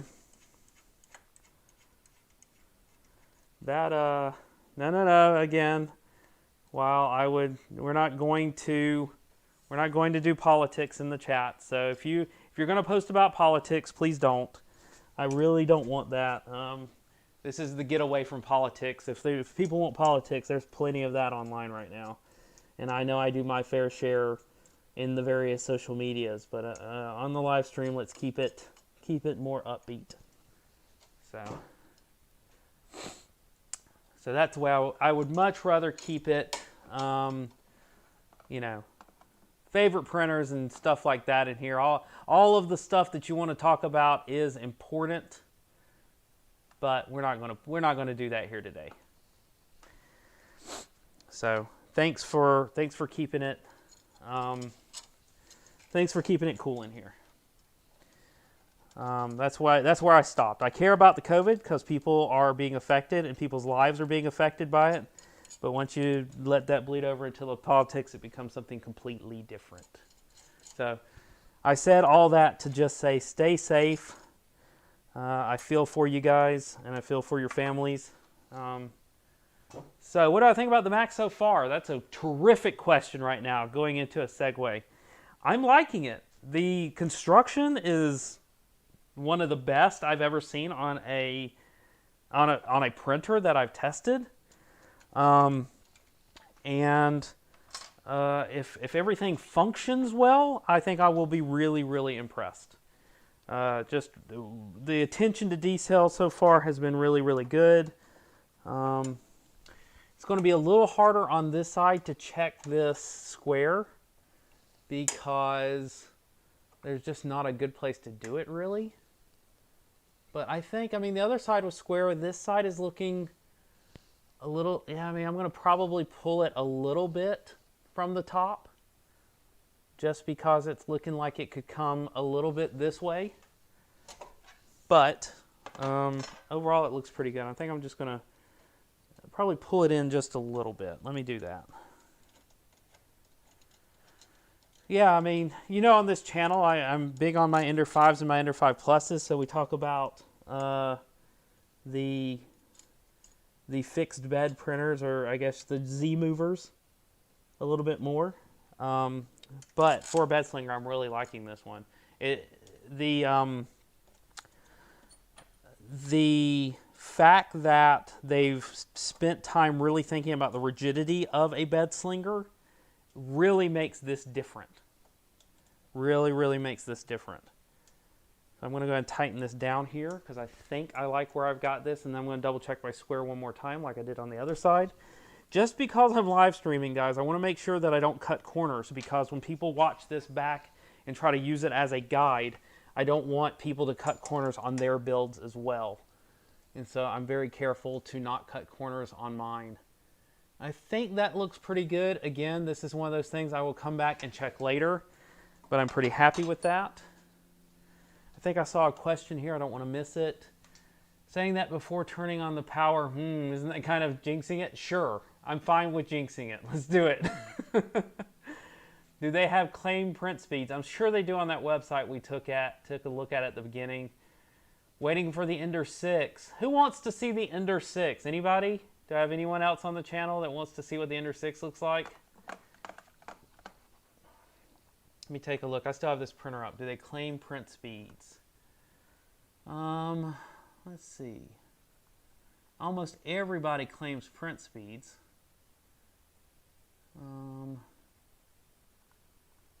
So far, I'm not seeing a claimed print speed. It's a good question, but I'm not seeing it. Nope, nothing that says a certain number of millimeters per second or anything like that. From the look of it, I think it's going to be above average print speed, what it can do just because of the construction quality. But they're not promising anything, which I respect that. I respect not promising any print speeds because, you know, marketing always over-promises on things like that. All right, so let's go ahead. Let me go and tighten all the rest of this down. Ender 6, people interested? I saw it's fast. It's fast. They say 150 on the Ender 6. Yep, that's what they say. All right, again, those are tight now. I'm just going to tighten these tightening nuts down. And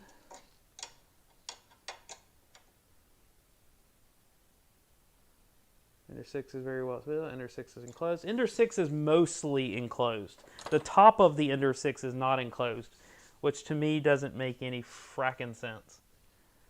So that's it. All right. Now hopefully there's a step that tells me where to actually plug in everything. Oh well, now they're going to focus on the spool holder. So I'm going to get the spool holder. And here it is. boulder's pretty easy. And we're just going to screw that in there. That tightens down. Boom. That's definitely going to go over here. We got it in the front. This may need adjusting later, but I think that's going to go, ow, pinch myself. That's going to pinch myself, but that's going to go right there. Okay.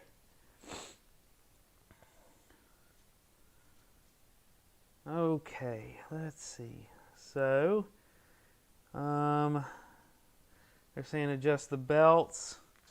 They're saying take off the labels. All right, so let's go ahead. We're going to follow these instructions. We're going to go ahead and pull the bed off. Throw that down there. Let's pull the bed off. So, yeah, this is definitely the biggest Creality print bed I've seen. Obviously, it's bigger than the Ender 5 Pluses. Wow, this is on here. Okay. Boom.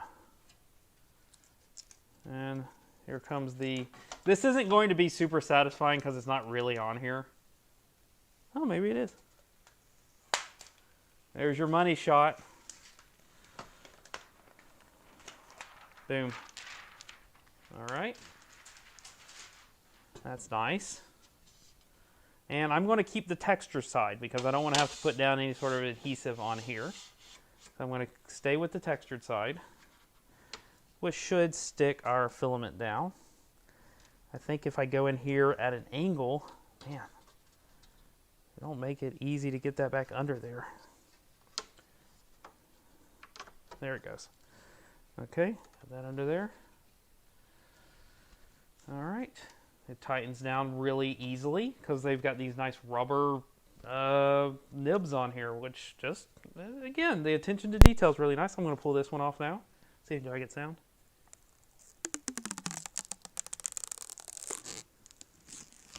There we go. And there's your audio for the for the build. They're saying to check the belt tension on here. I'm going to pull it all the way to the back and go a little bit tighter.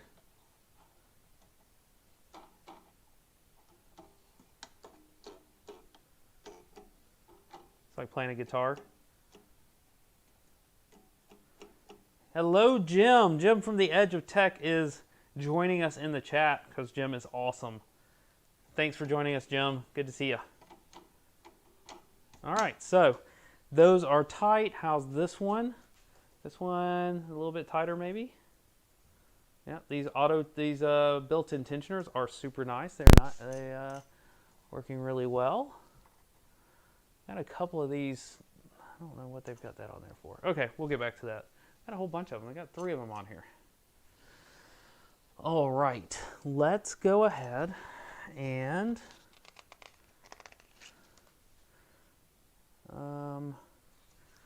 what do we got? So now we've got the glass, we've pulled off everything. Now we've got cable connections. So we need Z1 and Z2. Z1 and Z2. We got this. And maybe I'll show you on this side. There we go. So Z1, yep, this one's Z1. So we'll do this one on this side. This just goes straight into the bottom of the motor. It looks good. I'm going to do the one on the other side. So the one on the other side, much like many of the other ones we've seen, is taped down. So right here. All right, so this one is taped down. We're going to have to pull all this gaffer tape again. Hey, we got a clean pull on that one. That was nice. We're going to go ahead and pop that one in. What other wires did they tell us we need to watch out for? They are saying we need to do these wires. Interesting. Okay. So interesting. We need to go ahead and do this wiring here. So this wiring here, they're saying needs to come up off of here. It goes through something in this area, I think. something in that area. And then into the hot end. I may have to go around to the other side. I'm not completely seeing it from here, so excuse me while I walk around and get way too close to the front camera. So, I mean, they've got this one here, but I'm pretty sure that's for that. They're showing me something that I'm just really not getting. They want it to go here. I'll check the voltage switch. Thanks for reminding me. So, that is the switch. They are telling me. So Z1, Z2, 1. Oh, they are showing it going through that little side thing. Okay, so first of all, we have, let me see. I'm going to have to get where I am not the focus of this camera.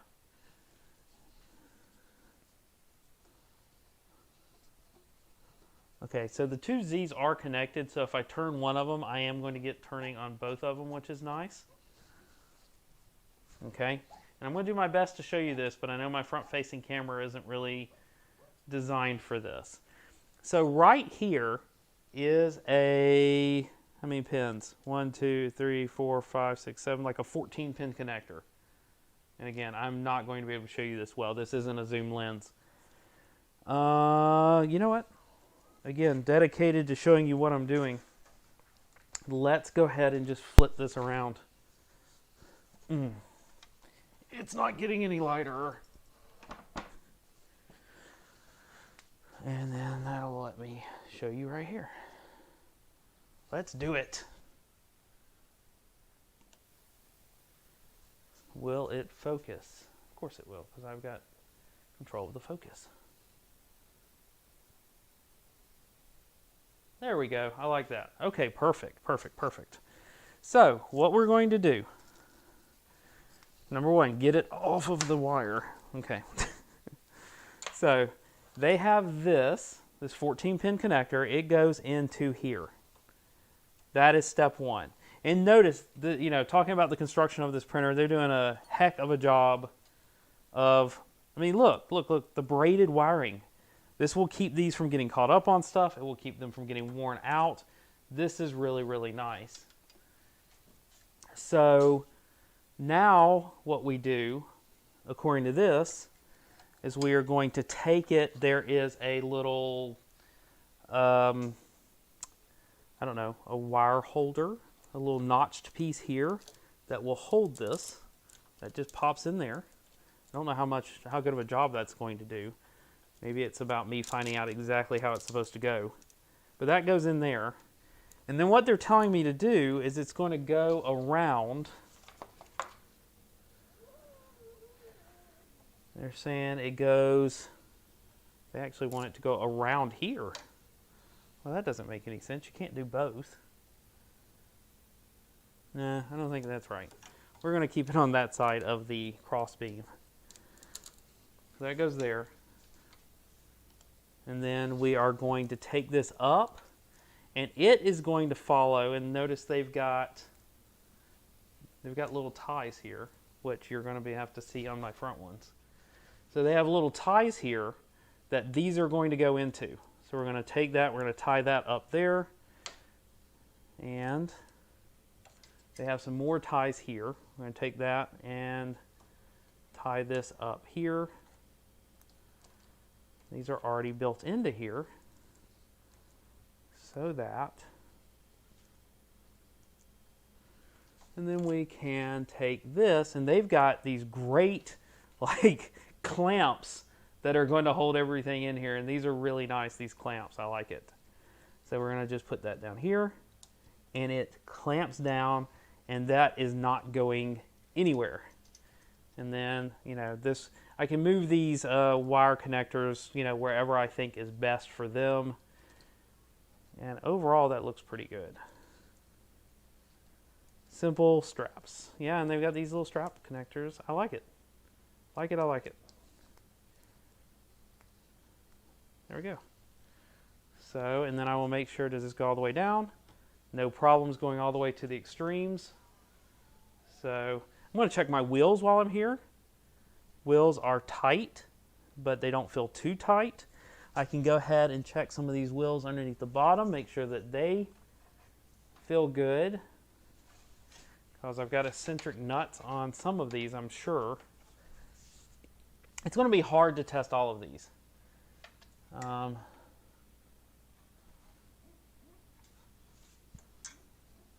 Okay, there's one that's a little loose here. They've got a lot of wheels under here. I got one that's kind of loose. I'm going to just do my best to check these with my hands. But some of them are really going to be hard. I got a couple that could be a little bit tighter. Let's see, is this one big enough to do the eccentric nuts?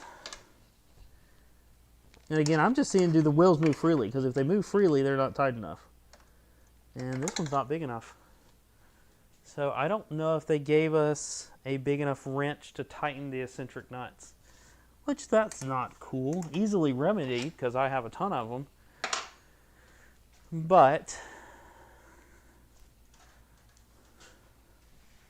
hey Chris Travis, good to see you. Your filament is on the way from last week. You may have even gotten a message saying that it is on the way, but it should be heading to you.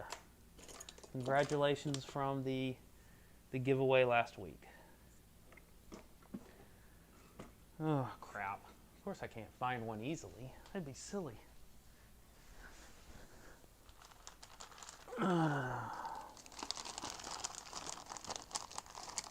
Okay, I found one. I got one from my Ender 3 Max from last week. Should be the right size.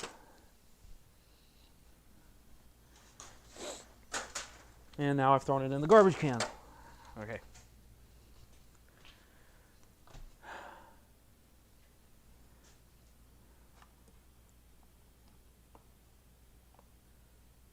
Okay. So, I'm going to tighten this one back up. Like I said, this one back here was a little loose.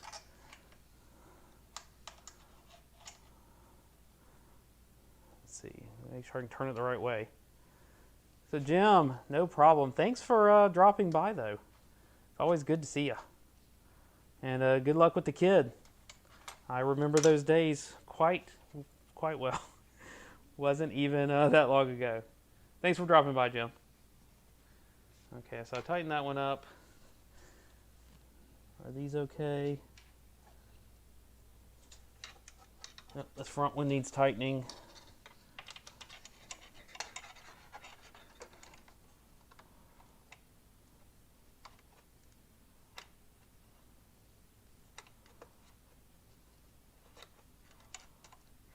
Let me see.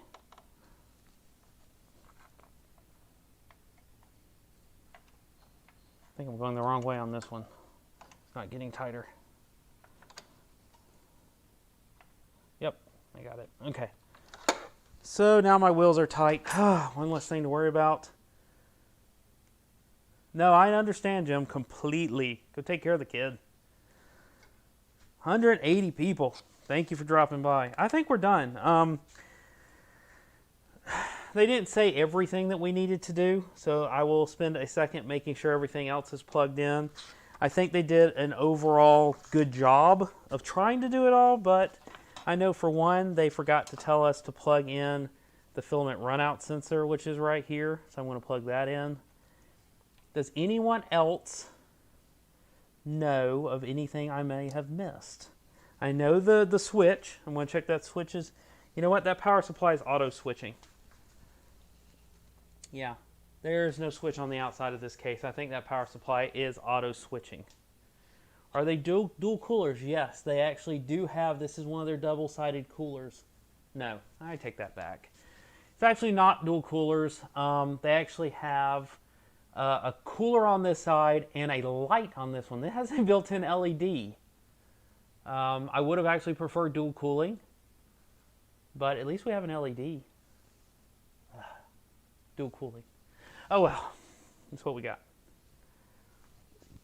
Oh, is there a plastic sheet on the build plate? Already got rid of that. There's not one underneath it either, so we're good. Anything else? I want to make sure that you guys think that I've covered it all, because I think I have. Is the hot end all metal? Probably not. Probably not. Although,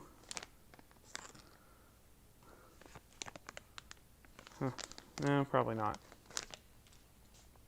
I'll have to let you know. I really don't know. I don't think so. Not usually. So, what screws? Screws under... Oh, the screws under the build plate? The one that I just took off and put back? All right. Let's check it out.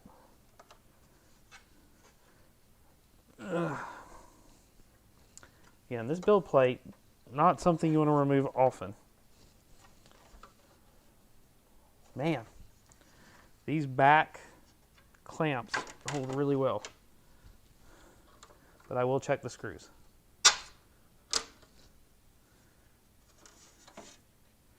All right, I'm going to carefully take my glass off.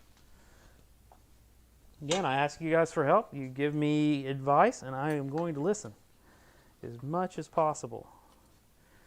So what size for these? There are a lot of screws under here. Can you guys see that? Uh-huh.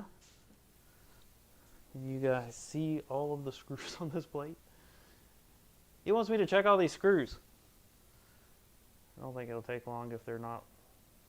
There we go. All right. Tight. I mean, they're not like... They're definitely not like clamped down. They're not super tight. But I don't mind tightening them up, you know, before I get started. This is one of those things you probably will never think about again. So if I've gotten a piece of advice that may make this printer better in the long run, let's do it.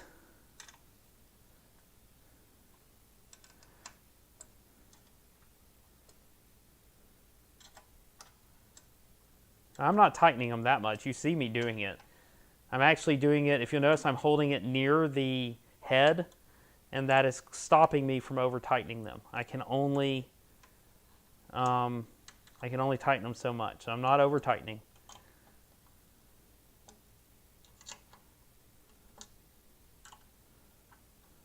There we go. Nothing to it. I don't mind. And now we are done.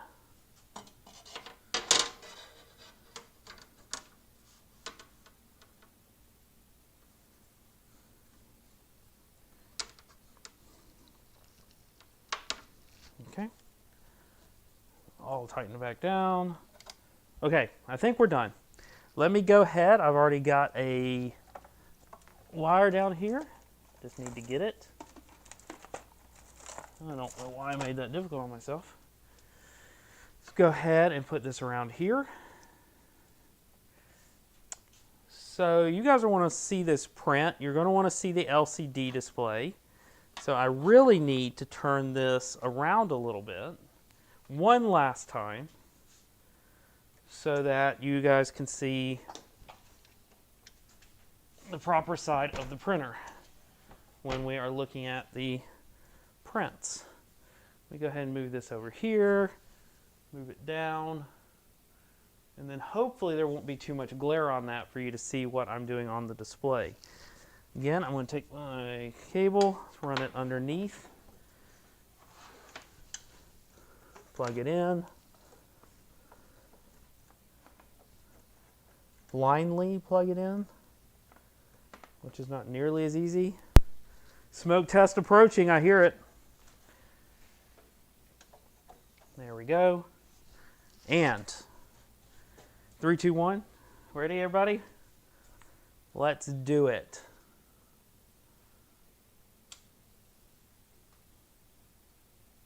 I hear something. We have Creality.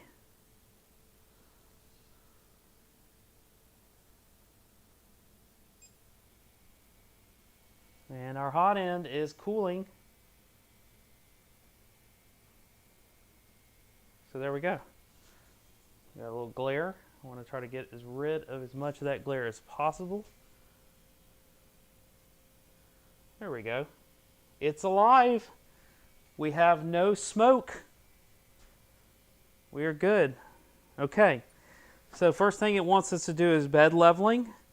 And so they don't tell us to heat it up first, but I think most of us know better. So we're going to go to prepare. Let's preheat PLA. Does it have the same hot ends as the CR-6 SE? From everything I can tell, yes. And I think Tripod helped me confirm that. I think it is identical. Now I'm hearing no.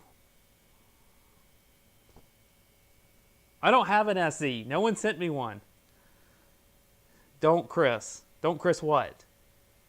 Stop. Stop the preheat? All right, I stopped the preheat. Why? Stop the preheat. Done. What did I do wrong? Is this one of those cases where we'll screw everything up if we're preheated? Will we melt something? Do auto level without preheat. Well, that is what the instructions say. Do the leveling process. Please do not touch the Teflon tube and nozzle cap. Okay, well. Okay, why? You want to tell me? I've already turned it off, so we're not hot. We didn't get anywhere. We were only up to like 88 on the nozzle and 26 on the bed. Oh, it will. Oh, holy crap. All right, so Tripod is telling me that it will preheat all by itself. So I am stoked. Let's do it. Okay, we're going to level. And we're going to do auto leveling. And apparently this thing has like 1,000 points on it. So let's find out. Auto leveling. And he's absolutely right. We go to 120 on the nozzle. And then we'll probably do the bed. So awesome. Awesome, awesome. Check out that freaking mesh. We've got 1, 2, 3, 4, 5, 6, 7, 7 by 7. Oh, thanks, Jim. Thank you, Jim, for subscribing. I haven't seen Jim in the chat, I don't believe. So maybe Jim's just watching other videos and decided to subscribe. Thank you very much. And Stephen Hatton just subscribed. Hey, if you're watching today and you have not subscribed, please do so. Oh, hold on. So we have heated up the nozzle. We're not heating the bed, though. Oh, I need to back this up. You're not seeing what's going on here. Let me back this up while I get this fixed a little bit. But we look like we're just going to stay at 120. But we're not heating the bed. Interesting.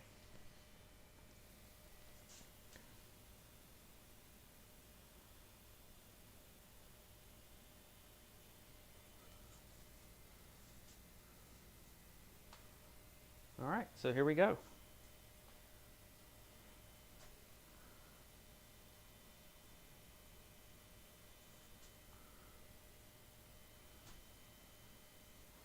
No, they didn't heat at all. It's not actually heating up the bed. It only heated the nozzle. Kind of seems backwards to me. I would have rather have had the bed heated than just the nozzle.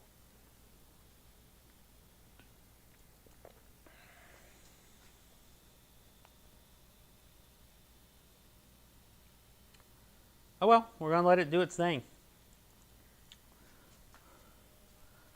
We don't have to fret. This is what the manual told me to do.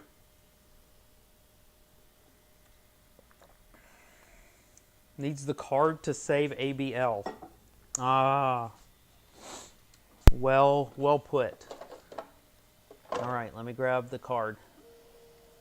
I'm going to do that.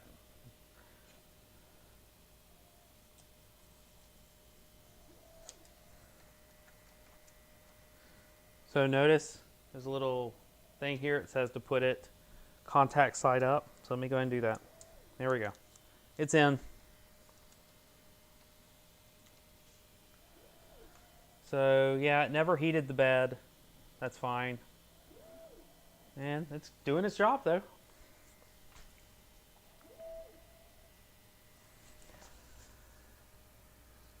It is using nozzle for bed probe just like the CR-6. It has a strain gauge attached to the backside of the hot end, and as it goes and it probes, it is touching the nozzle to the bed, and it touches that strain gauge and marks it as this is my level point. It's a terrific design. This is one of the fancy designs that really got people excited about this printer. Thank you, the Big Fut. I absolutely did try to put it in the other way despite the sticker. Don't care. You know what? The thing is, you can't put it in the wrong way.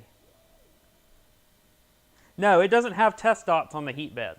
It's purely the software is saying where the grid is, and that's where it's going to do the tests. And it actually touching the nozzle and hitting that strain gauge is what's causing that to happen. It's not using any sort of induction or anything like that, or conductivity or whatever. It is hard being a human. You're absolutely right. In fact, human needs coffee. I'm going to be done with my coffee here in a minute. I'm going to have to get something else.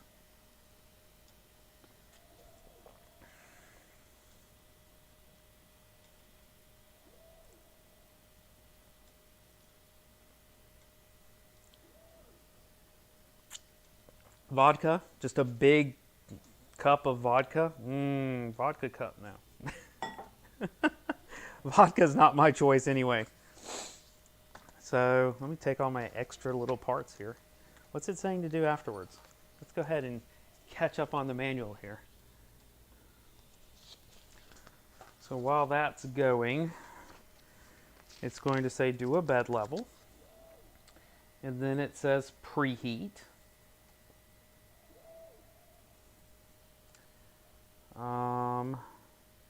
And then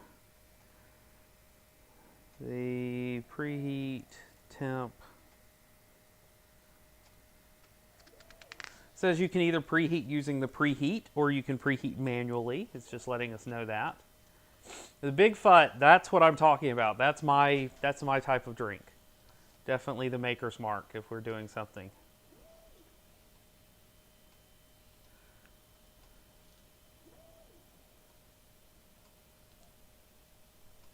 Oh, it looks like Mrs. Kersey has joined the chat. Do I have an order? What kind of order? What kind of order?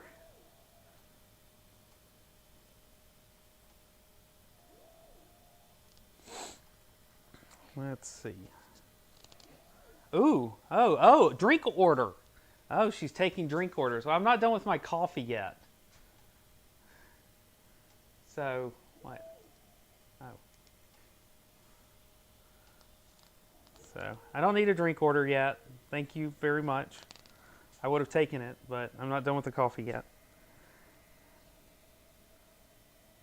You just here to see if I'm done yet? No, I'm not done yet. We're about to start the test print, though. My daughter is on the other side of the room asking if I'm done yet.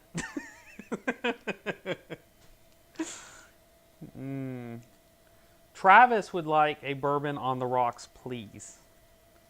All right, so we are ready to go. This looks pretty good. Load filament when the current temperature reaches the target filament. The consumables pass material. Is there a load? All right. I hope that there's something pre-sliced on here. Let's find out. I'm not going to re-level. We're running out of time here. So I am going to just go ahead and print. We're going to assume that this mesh is good to go. What's it doing? Wait for the nozzle to reach 120 and start leveling. What's it doing?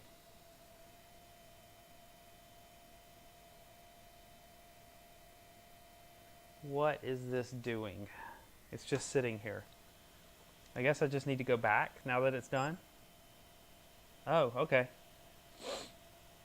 It's already set at 0.2. I mean, we're way off the bed here. I assume that it's... I don't know that. Let's just see. We're going to do print dimensions are 400 by 400 by 400. I could use Creality's filament here, but I don't think I want to. Not to mention I've got plenty of other filaments sitting over here next to me if I can just find one I want to use. Let's see, what do I got? Is this one okay? Black's not the best color. What I got? This is US Monofilaments Gray. How about that? This is a company I haven't ordered from in a while. I assume they're still around. It's US Monofilaments. This is good stuff.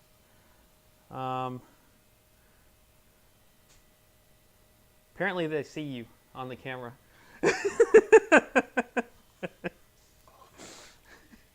Just a little bit, not much. All right, so let's move this back a little bit more. And then this should go in here. I'm going to go ahead and cut this off with the clippers. Someone is dancing. Yeah, they saw you dancing. Hey, David, how you doing? She's gone. LOL. She's not vibing anymore. All right. Ow. Cut my finger. I'll blame my daughter on that one. Auto home it. The nozzle will crash. Why? Why would the nozzle crash? Prepare. I'm going to go and do a pre-heat PLA because it needs to be up to temperature for me to load this. I think it's okay. I don't think anything's going to crash.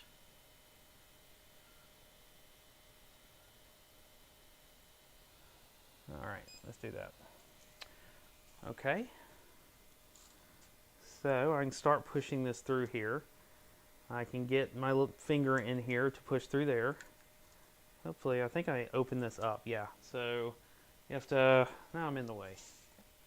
So you have to open this up. There's a little, I don't know, knob here that you have to open up, a lever. Yeah, there's a lever. You open that lever up, then you can actually push in the filament. And, yeah, we're almost up to 200, so I should be able to push this all the way through. Okay, we are coming out. You can tell they use some gray or some white to start off with. I got, grab some pliers. Make sure. Okay, we are coming out the end like we're supposed to. Okay, I'm going to clamp back down my extruder. And we are going to say print. And there's nothing on the freaking SD card.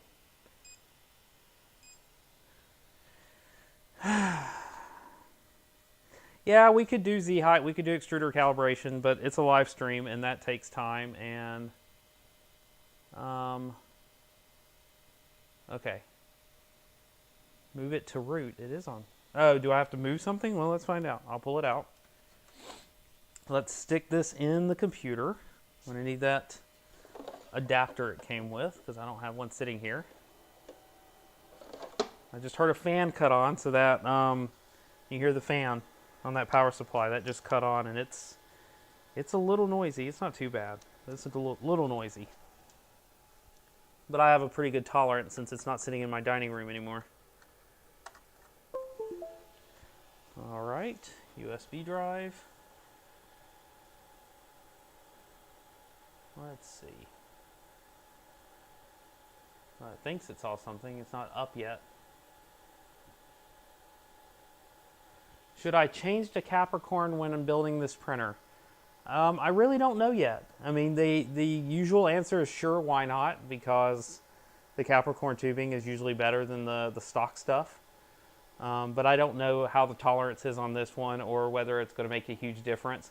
The distance on this tubing is pretty short compared to something like the Ender 5 Plus, so it's just not that long. It may not matter very much.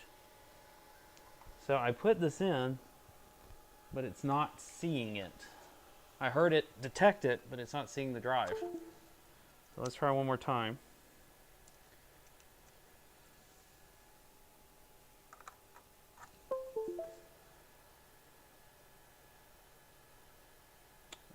not seeing this come up. I hope my SD card's good. Otherwise, it's not going to matter anyway. It's not popping up. Windows is detecting that I'm putting something in there. But no, don't format it. That's not going to help. But you may have to, I may have to run and, I'm going to try one more time. I may have to run and get a different adapter, or just to see if it works. Because it is not seeing it. You can probably hear the Windows sound coming through, but I'm not getting anything. I'll try disk management.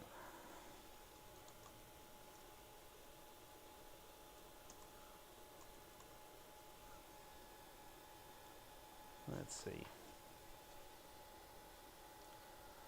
It is saying that there is no media.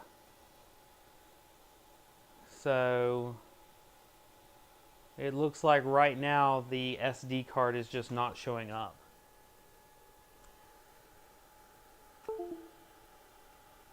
It could be the adapter. Why don't... Let me try one more time.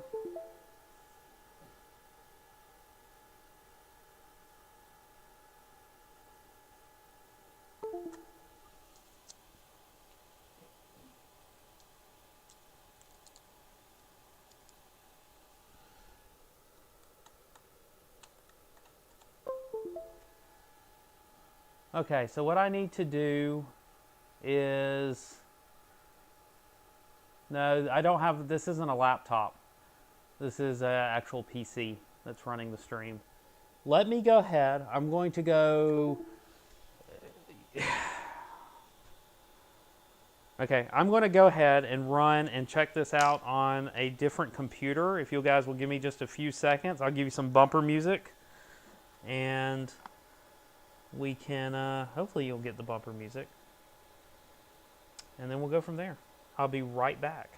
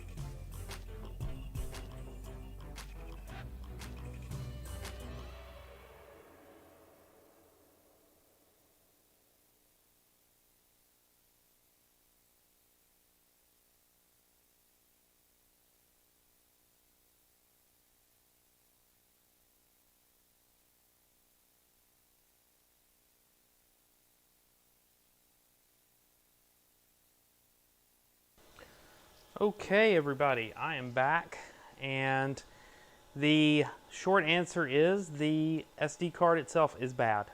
I tried it in a laptop, I tried it in my primary PC, which has an adapter, and nothing will read this card. It doesn't show up at all, so at this point, I think it's just a bad card. So that means I'm going to have to slice something real quick. And hopefully, as they say, use Creality slicer if I can. I don't remember if I have one on here. I think I do have one on here. I just hope that I can't format it. It's dead. It doesn't even show up at all. It doesn't even show up as a device. So I think I have Creality slicer on here. I'm going to double check, because I'd rather use what they suggest. I have Creality Slicer 421. I think this is when I put it on here after the Ender 3 Max last time.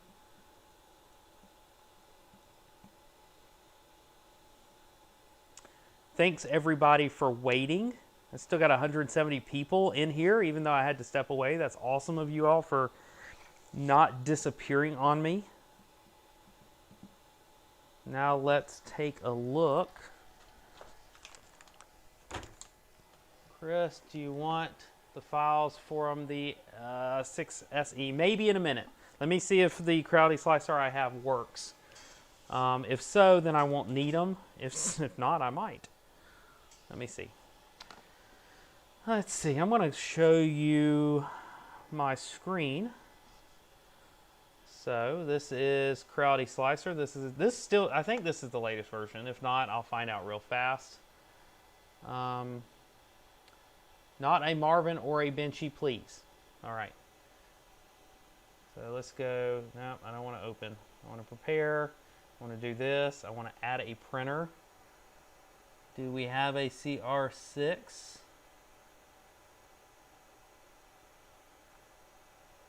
This one does not have a CR-6 that I see.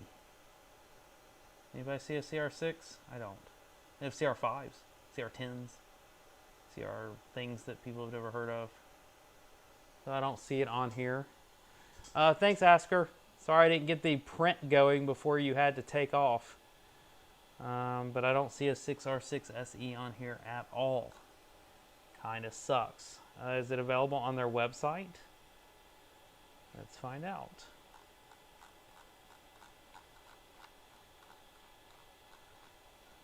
Do they have an update button? Let's find out. Help. Preferences, extensions, update checker. Check for updates. That just tells me I need to go download a new version of Cura.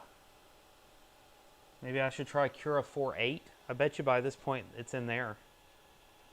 What version of Cura do I have on here? I've already got 4.8. Let's see if they already have a one for the CR-6. That'll save us some time if they do. I'm not going to do vase mode. So let's try Cura 4.8. That'll save me a little time rather than looking everywhere for Creality slicer newer. Although as slow as Cura starts up, who knows? I feel like when we get slow like this, I just need to put the background music on. Just put the bumper music on in the background. Now let that keep loading while I see support, downloads. They have Creality Cloud where I can download it real easy. CR series though. CR-6 SE. There's firmware, source code. So it doesn't look like they have the Creality slicer on here where you can download it easily.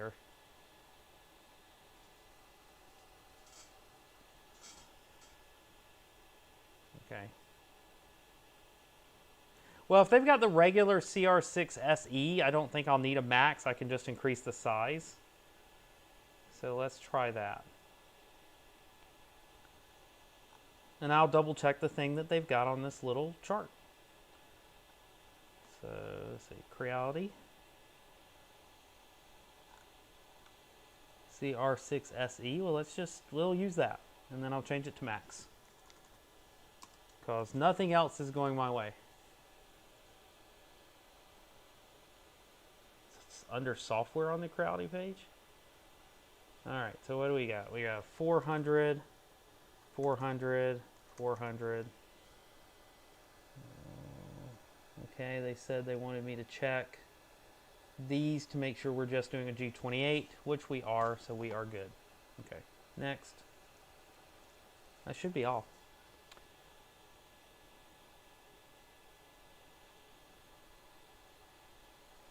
Software. I see a store. Where are you? Oh, software. There's a slicer for 2. Oh, here we go. So this one says it's got the CR-6 SE.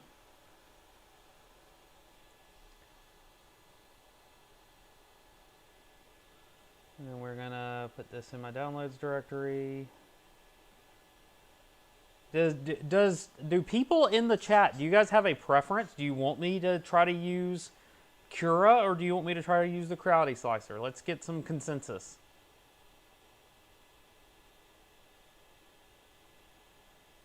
Well, if it didn't save the bed leveling info, that's fine. It'll be fine until I turn it off, and I'll have to redo it. So it should be in memory. Just print something. All right. Well, if I just...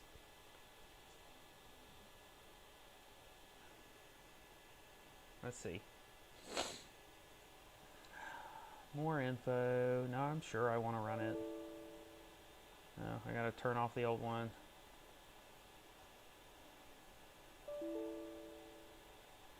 No, it's not. Turn that off. Oh, I have to actually uninstall the other one first. Okay. I don't think there's anything. Creality slicer. Alright, so I don't know what I'm sharing here. I don't want to share anything sensitive, so let me go ahead and add and remove the old one. I'm not attached to anything there for sure. Let's go ahead. Am I going to be able to find it? There it is. Let me uninstall it. Whatever works quickly. Boy, I'm hearing a lot of different opinions in the chat.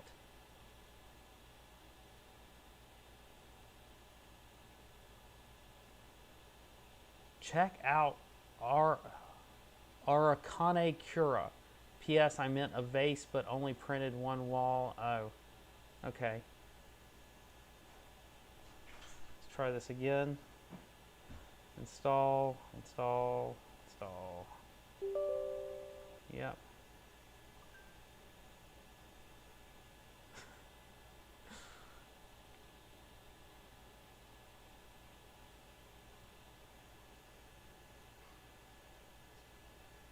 They're here? Okay. What do you want? Okay. Uh-huh. Both? I don't think there's anything that you can't see.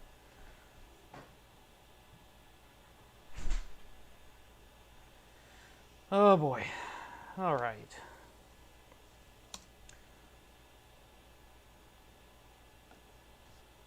Going back to the screen, I've got the new, I think this is the same Creality slicer. I don't know what they're doing. Last chance for Creality. We're going to try this one more time. It's the same version I was running. So it's very possible they're adding machines and not bumping their version number. It wouldn't be the first time I'd seen that before. So we'll try this. Hey, life is always wonderful. I'm taking breaths, my family's safe. This is just a live stream. So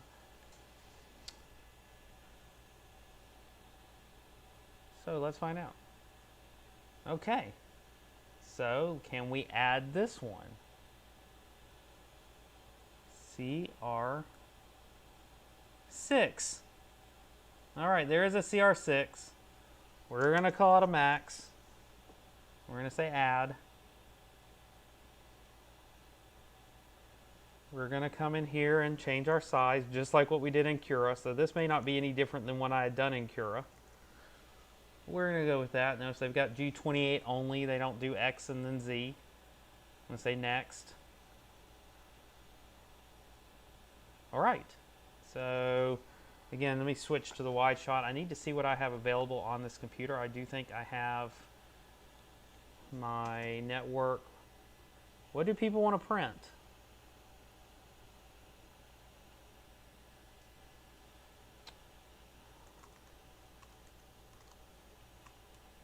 What do people want to print?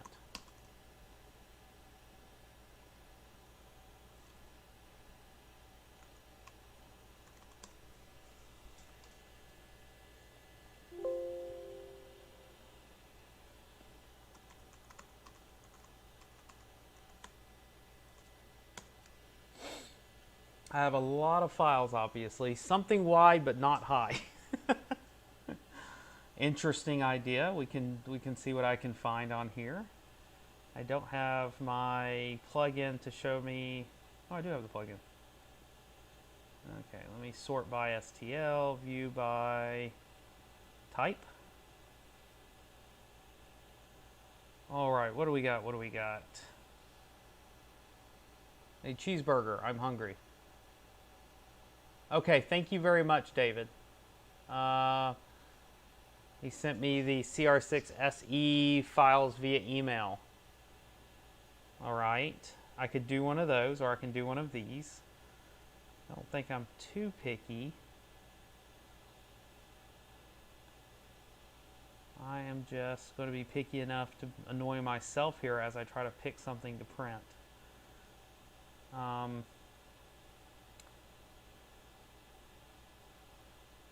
So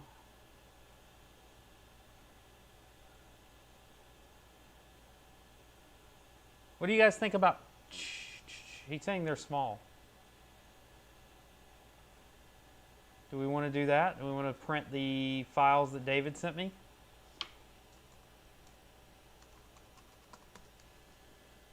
I can do that.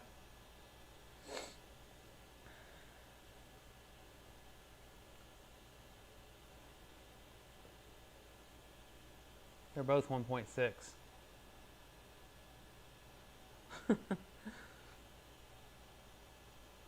Oh, thank you, Daniel. Appreciate that. You know what? I'm going to print a little chainmail sample. Let's do that. This will be annoying, although it is small. Let's just do that. I'm going to print a piece of chainmail. And I'm going to go with the default settings inside Creality. Let's do that. Little piece of chainmail, default Creality settings.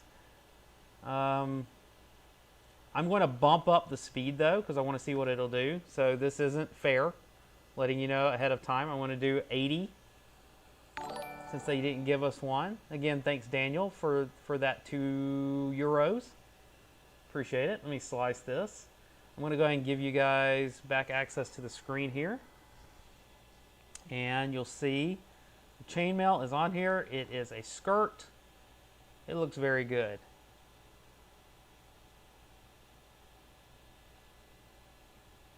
All right. So we're going to save this to the removable drive. Then I'm going to look and make sure that it's there. It is. I'm going to eject it. Let's give it a shot. I know there's a lot of things I could do here, and there's a lot of things that may work better, but we're going to give it a shot. It is Cura. So if you're worried about Creality Slicer, it is Cura. So we're already preheated. We're ready to go. We're leaking filament because I never actually unpreheated this printer. I'm going to actually get this filament out from under here. And we are going to say print. Oh, look, we have stuff now. We have chainmail. We are going to print. All right, and we are going to go back to the close-up shots.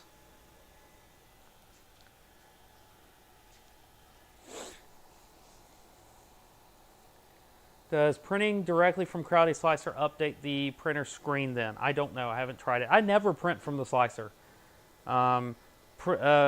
Computers go to sleep too easily, and they don't know that you're printing.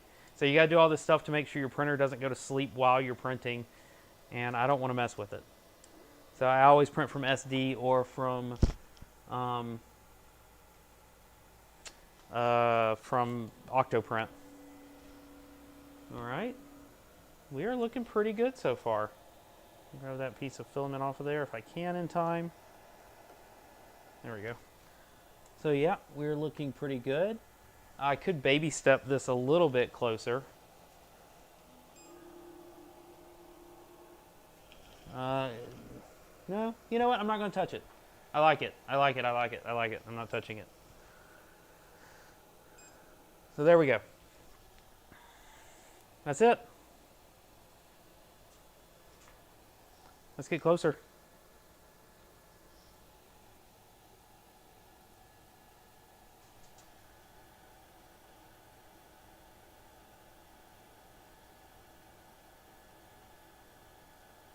There we go.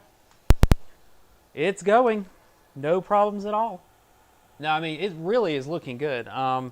This is going to be a little rough, but I want to get as close as I can down here. And then you can see what I'm doing.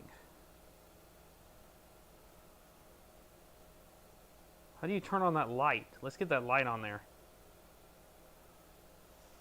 Is that a setting? Tune maybe? LED on? Oh, look at there. Okay, that's nice.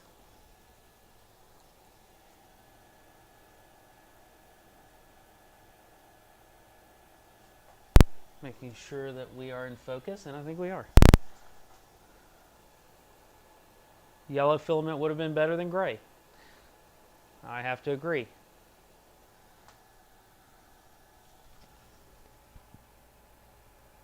But I think with that blue light, we're actually getting a good view of it. Overall, it's adhering pretty well. I think you see on the back we have a little bit coming up, but it's not terrible, particularly since I haven't had much time to tune this. Like I said, I would have gone a little bit closer if I would have been had a minute to do so.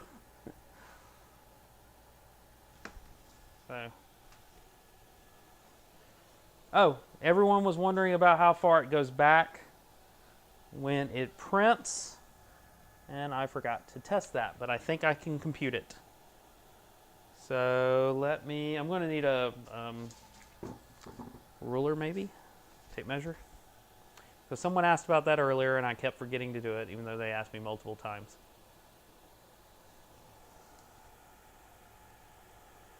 All right, yeah. So it wasn't perfect on that first layer because we could have been a little bit closer, but I'm going to leave it alone. Very off-topic question. Let's see, but has anyone ever had EMI issues on the Mini V2? I have not. What kind of EMI issues? On the display?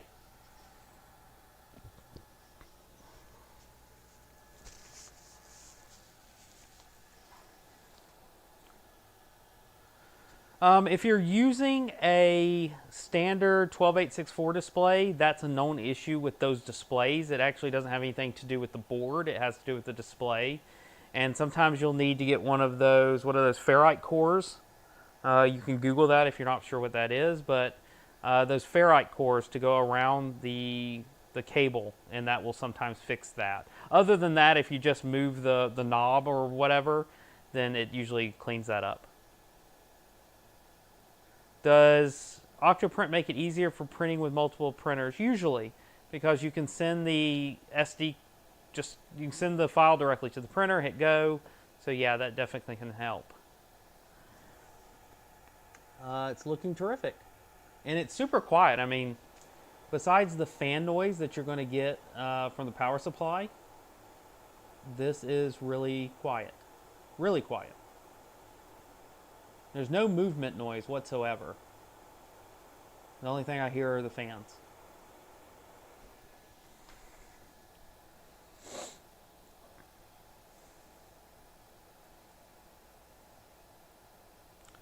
Did I see how long this was? It's about an hour and 15-minute print. This is probably going to be one of those I step aside, go check out what the family, and I hate spam. I don't know why I said that. Anyway, go check out with the family and let it print. Is that good enough? Can you guys see what's going on okay? I will definitely do that. So tripods definitely, he's saying that I should try preheating and no preheating and see which one works better for me. And I will do that. When I do a bigger test, I'll probably do a test print on the entire bed. And that will tell me how that bed leveling algorithm's working. And then I will be able to see which one works better.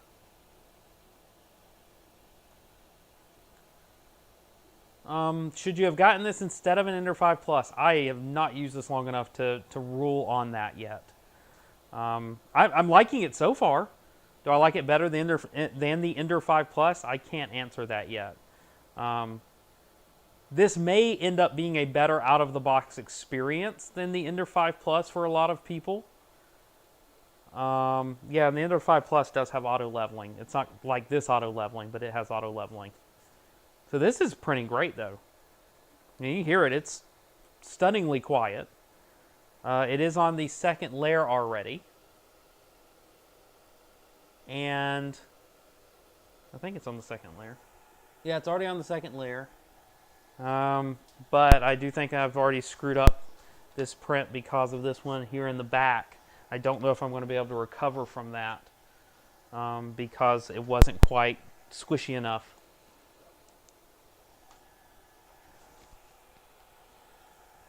This one right here is going to keep giving us a problem, I think. And I may have to start this one over real fast. Yep, there it goes. Popped right off. This is, the chainmail test is a hard test, particularly as a first print. I knew what I was getting into. Let me stop it real fast. Actually, let me go ahead and do a, what do I want my Z offset to be? Higher or lower? How does this printer work? Is it a higher number or a lower number?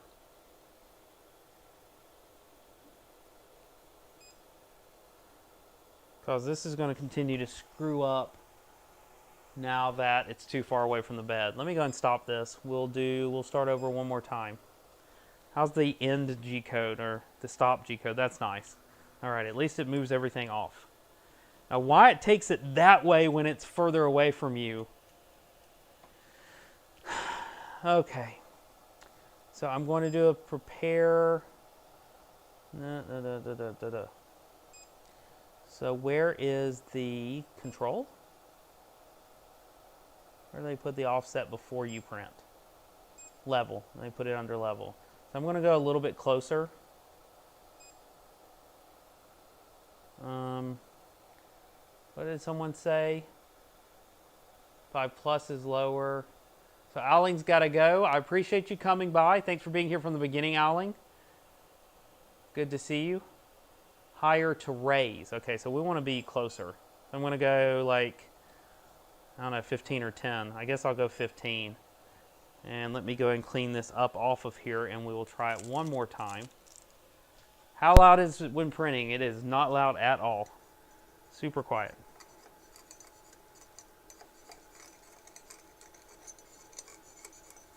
Let me get all my little pieces here, and we will just start over one more time. And I'll do an adjustment. I don't like what this does to the bed. So, bed's still hot here a little bit. Ugh, don't like that at all.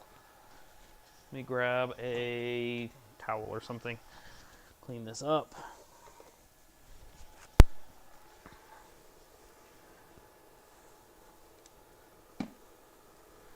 And we will try one more time. Again, not really the printer's fault. I wish that offset would have been a little bit more correct. Yeah, I'm going to switch over to the glass side probably for my own purposes because this side scratches so easily. It's a great texture. I mean, things will print really well on it. But it scratches really easy. Okay, I think I got everything off of here. I've reset that. Let's reprint the chainmail.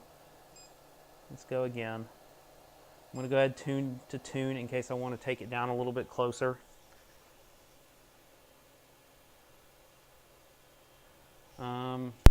You guys think I need to clean this one? Is that what's going on? Let me find out. That's not a problem. While it's heating up, I can clean it. I got some IPA here. Oh, measure the overhang. Absolutely. Holy crap. Okay. Got it. So the overhang off the back is minimum. You're not going to be able to get away with anything less than, what do you want? You want it in metric? So metric, it's going to need at least 50, and that's pushing it. Yeah, 50 millimeters. On inches, you're going to need at least 6 inches. So the overhang, you're not 6 inches minimum off the back. And again, I'd have to go get I don't know if I can reach to get a tape measure. I'll try. Yep, here we go. So the full depth that you'll need is, so I'm doing the base all the way to the back of the cable. You're going to need about 30 inches, about 80 centimeters, somewhere in that range. Yep.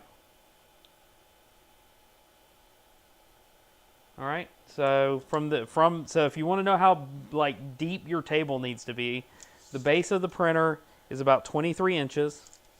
It goes back 30 inches total if you're going to go from their feet to there. And then if you go all the way to your front, you've got about 3 feet. So 3 feet total is probably the total depth of the printer. All right, I got a little IPA here. I'm going to clean this.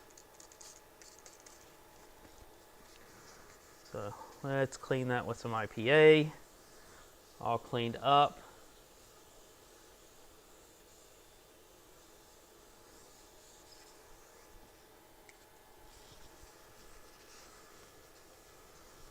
All right, so now it's clean. Now it's a little bit closer. I don't think it will fail this time. Yes, I'm using beer to clean my print bed. Every time someone says that, I say the same thing. I'm like, oh, you're cleaning it with beer. Nope, no beer this time. It is isopropyl alcohol.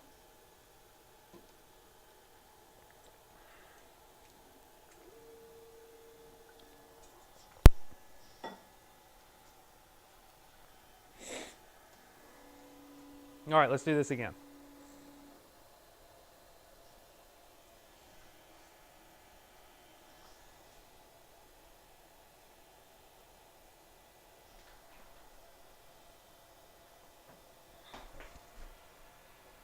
Yep, nozzle took care of itself.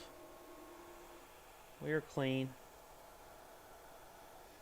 I think I can go a little bit closer still on that offset. So let me go down 1. Yeah, I like that better. Okay, so my offset currently is 0.1 instead of 0.2, which is what it shipped with. And I think that's going to print a lot better and be a little bit more reliable.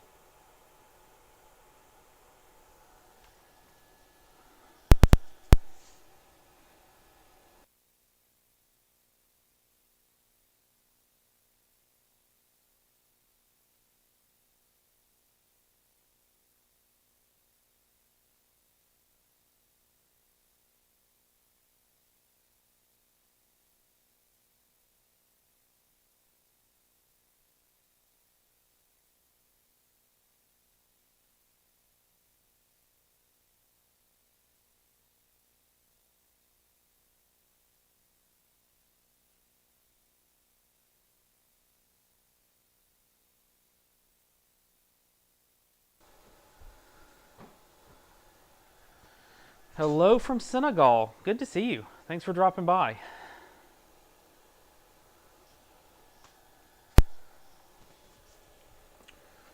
So I'm going to look at the chat here because I'm missing stuff. I think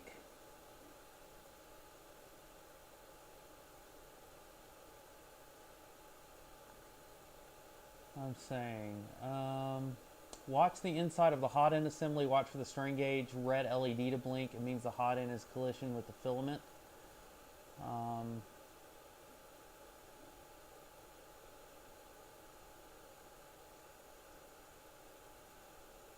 Is my mic clipping now? It's not clipping on my end.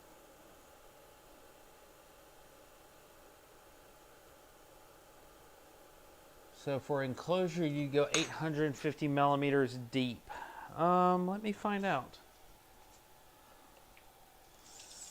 Let's see, will 850 get you? 850 is going to be pushing it to enclose this. 90, yeah, 90 centimeters I think is going to be more comfortable. So I'd say 90 minimum. Let's say that if you're going to try to enclose it, 90 on the depth.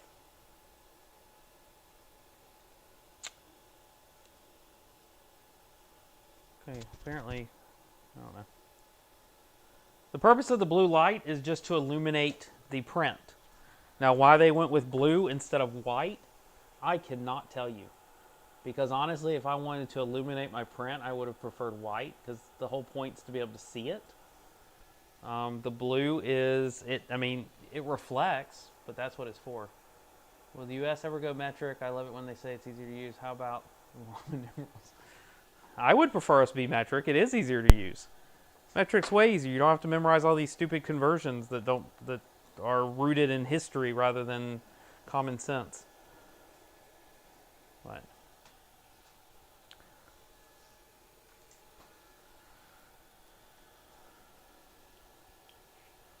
that's what we were just talking. What is the depth? Can anyone hear me? I think I'm talking.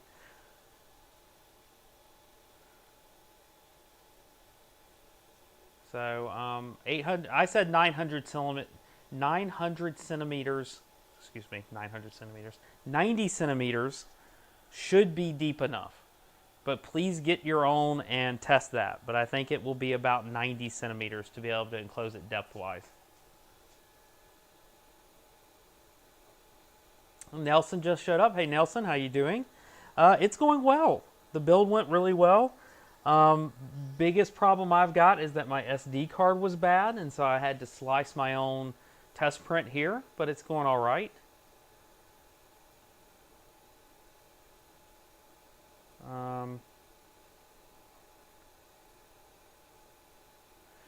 Well, Lone Tech, I am taking into account how far back it goes. I think I'm considering how far forward it goes, but I'm not 100% sure. So I was trying to consider the overhang off the back when I did give that 90 centimeter.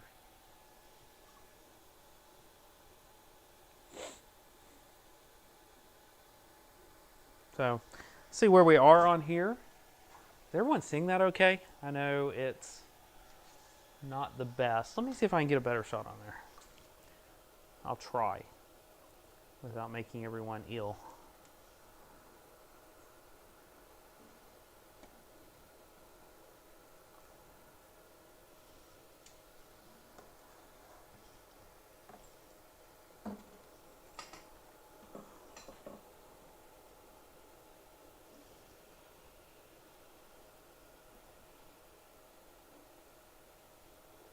There we go.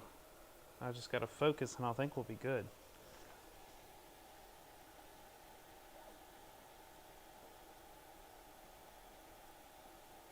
There we go. Turn off the blue light, see what it looks like. Is that any better? Should show something other than gray. My apologies. I didn't think about it blending into the bed.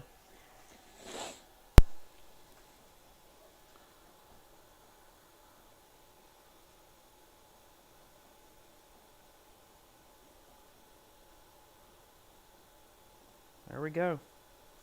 It is going. We are in focus. I think you're getting a good view of this print. I think this print is going to take probably about an hour and a half possibly to print. So it's not a quick one, but it's printing well. The whole print is printing really well. Let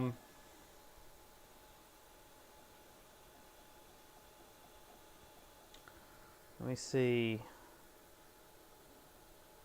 There we go. How does that look?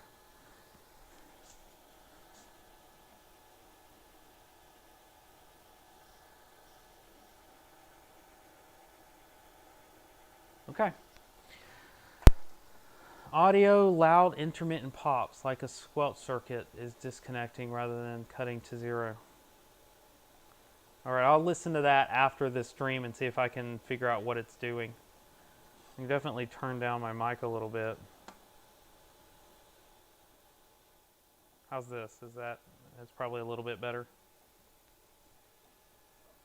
Yep, auto bed leveling is part of this printer because the bed, as we found out during the assembly, is actually a fixed bed. There is no manual leveling to this printer at all.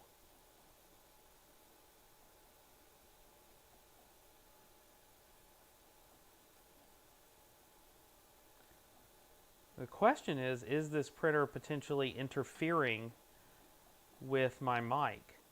And I don't know the answer to that. It shouldn't. The power supply in there shouldn't have any problems.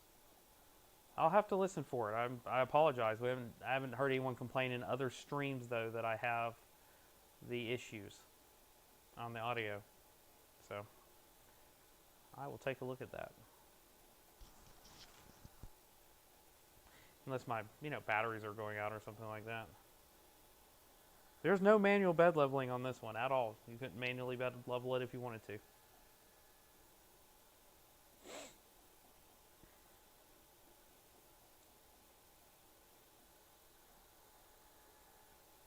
Okay, so here's what I'm going to do. I am going to let this run. I've been going over 3 hours here. I've got family to attend to. Still got 140 people watching. This, like I said, is probably going to take about an hour and a half to print. And I really appreciate everyone who wants to stick around and see it finish printing. And what I'll do, when I see that it's done, I'll come out here. I will wrap things up a bit. But I have no reason to... to abandon this and just not keep it running. I got the bandwidth for it, so let's just leave it going. And we will see if we get some movable chainmail when it's done. I'm going to play my bumper music for people that want it, because obviously you can mute it on your side if you don't want the music. But it's something to keep it going in the background if you want it. Thanks again, everybody, for joining. For anyone that's not going to be around for the rest of the print, I completely understand. This will be here on the channel for you to check out later. It's not going anywhere. I leave these live streams up with minimal to no editing. And I know some people need to get to bed, as Lone Tech just said. So thanks, everyone, for joining me. Let me go wide here. I want to tell everyone bye in person. So thank you so much for joining me here. Thank you for joining me for the second live stream of the year. This has been a pleasure as always. Thank you for being a terrific audience and putting up with, anything that can possibly go wrong in a live stream, bad SD cards. But, we work through it. We've got it going. Again, I will be back when this is done just to wrap things up. And like I said, I'll leave the music going while it's going. But, see you, Tripod. Again, if you want to support this channel, if you find value in what I'm doing here, check out the Patreon and PayPal links in the description. If you haven't done so already and you just want to help out, the easiest and cheapest way to do so, like this video before you take off. Please subscribe to the channel if you haven't done so already. And I will see you guys in a little bit when this is done. I'll see you soon. Thanks for watching.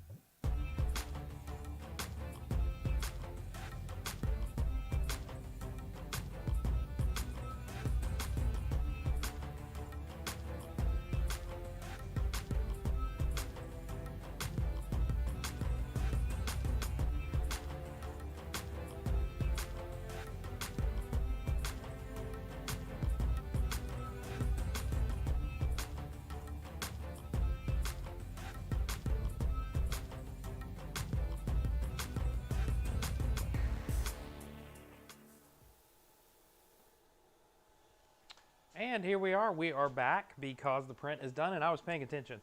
So in the middle of cooking dinner, but I could definitely wanted to step away and do what I said I was and go ahead and see if we can get this print off, even though the bed's not quite cool yet. If that doesn't go well, then we'll go from there. So anyway, there's a bunch of you folks still watching this stream, and I appreciate that. We've got about 90 people still watching this, and hopefully the people still watching it are catching that I'm back. But anyway, on the build plate, I would say that we might have just a tad bit of over extrusion. Definitely not enough to affect the print, and we'll find that out when we take this off, because if there's too much over extrusion, this chainmail will not work. So anyway, a little bit of over extrusion, not too bad. A little bit of stringing, again, not too bad. I think we just need a little bit of tweaking, and we also don't know if that bit of stringing would possibly go away if we fixed our over extrusion. Hey David, how you doing? Mr. I cannot pronounce your name, Mr. S. We'll go with Mr. S. Let me see if I can pull this off of here. It does look like I can pull it off. Let me get close, and because I want to watch what I'm doing. There we go. All right, so let's see if I can get this off of here. There's not a good way to do this where you can actually see me do it. I'll never hear that music again. Oh, I'm sorry. I try to choose music that's good, but I realize it's been looping for a long time. So next stream, new music. I got it. The bed is still hot, but I'm pulling it off anyway. So it did pull off, as you can see. Oh, as you cannot see. There we go. I think you can see pretty well there. There we go. But it is functional chainmail. So there we go. It looks pretty good. The back side looks really good. The part that was actually up against the bed looks good. I didn't need to use a scraper. It came right off. I just pulled it up. It worked fine. Anyway, looks good. Again, stringing, just maybe a little bit of over extrusion, but if so, it's not severe at all. As you can see, this didn't adhere itself to the bed or anything like that. So wide shot, back for the conclusion here. So as you can see, everything worked really well on this printer. In fact, the only thing I can really say didn't go exactly as planned was the fact that the SD card didn't work out of the package. And so I'll need to get a copy of that full SD card. I'll check with Creality on that one. For a first print, this is absolutely terrific because I didn't even touch the slicer. I didn't modify any settings. I didn't check any check boxes. So I'm happy with this as a first print. I think it turned out great. Let me think. So the only downsides I remember during the actual build was the fact that the power connectors are still tinned when they shouldn't be, unfortunately. I would obviously prefer to see either untinned, really would have been fine, or to just do ferrules like you should on those. It would have been better. The chassis was well grounded. The construction is really strong here. This looks like a whole different level of printer from Creality than what we've seen before. Even as compared to the Ender 5, this is more of what I would expect from like a big box store of some sort, like a retail printer. And it looks really, really nice. So my initial impression is super positive. Not perfect, but given just the overall package, very, very solid. I will spend some extra time, obviously, working on some test prints. I'll throw something big on here and print a big print because, like I said, in terms of actual area of this build plate, we've got more area here than what we have on the Ender 5 Plus even. So I think that's going to do it for this live stream.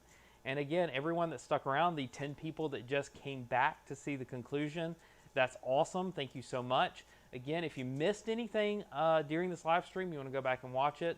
After I end the stream, it should be watchable on YouTube. And thank you so much for the time you spent with me today, and I hope you have a terrific week. I plan to give my family my next weekend, so I won't see you next weekend, but I will see you soon after that. And I do have, obviously, some regularly scheduled videos coming to YouTube soon. So thank you very much, everyone. This is Chris, and this has been Kersey Fabrications. I will see you next time.